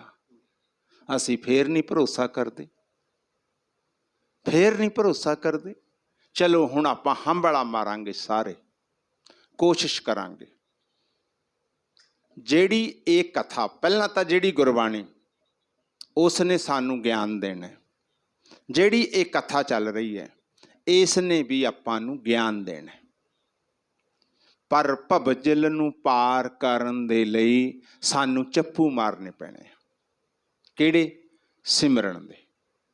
ਸਿਮਰਨ ਤੋਂ ਬਗੈਰ ਗੁਰਮੁਖੋ ਆਪਾਂ ਭਵਜਲ ਨੂੰ ਪਾਰ ਨਹੀਂ ਕਰ ਸਕਦੇ। ਸਿਮਰਨ ਕਾਹਦਾ ਕਰਨਾ?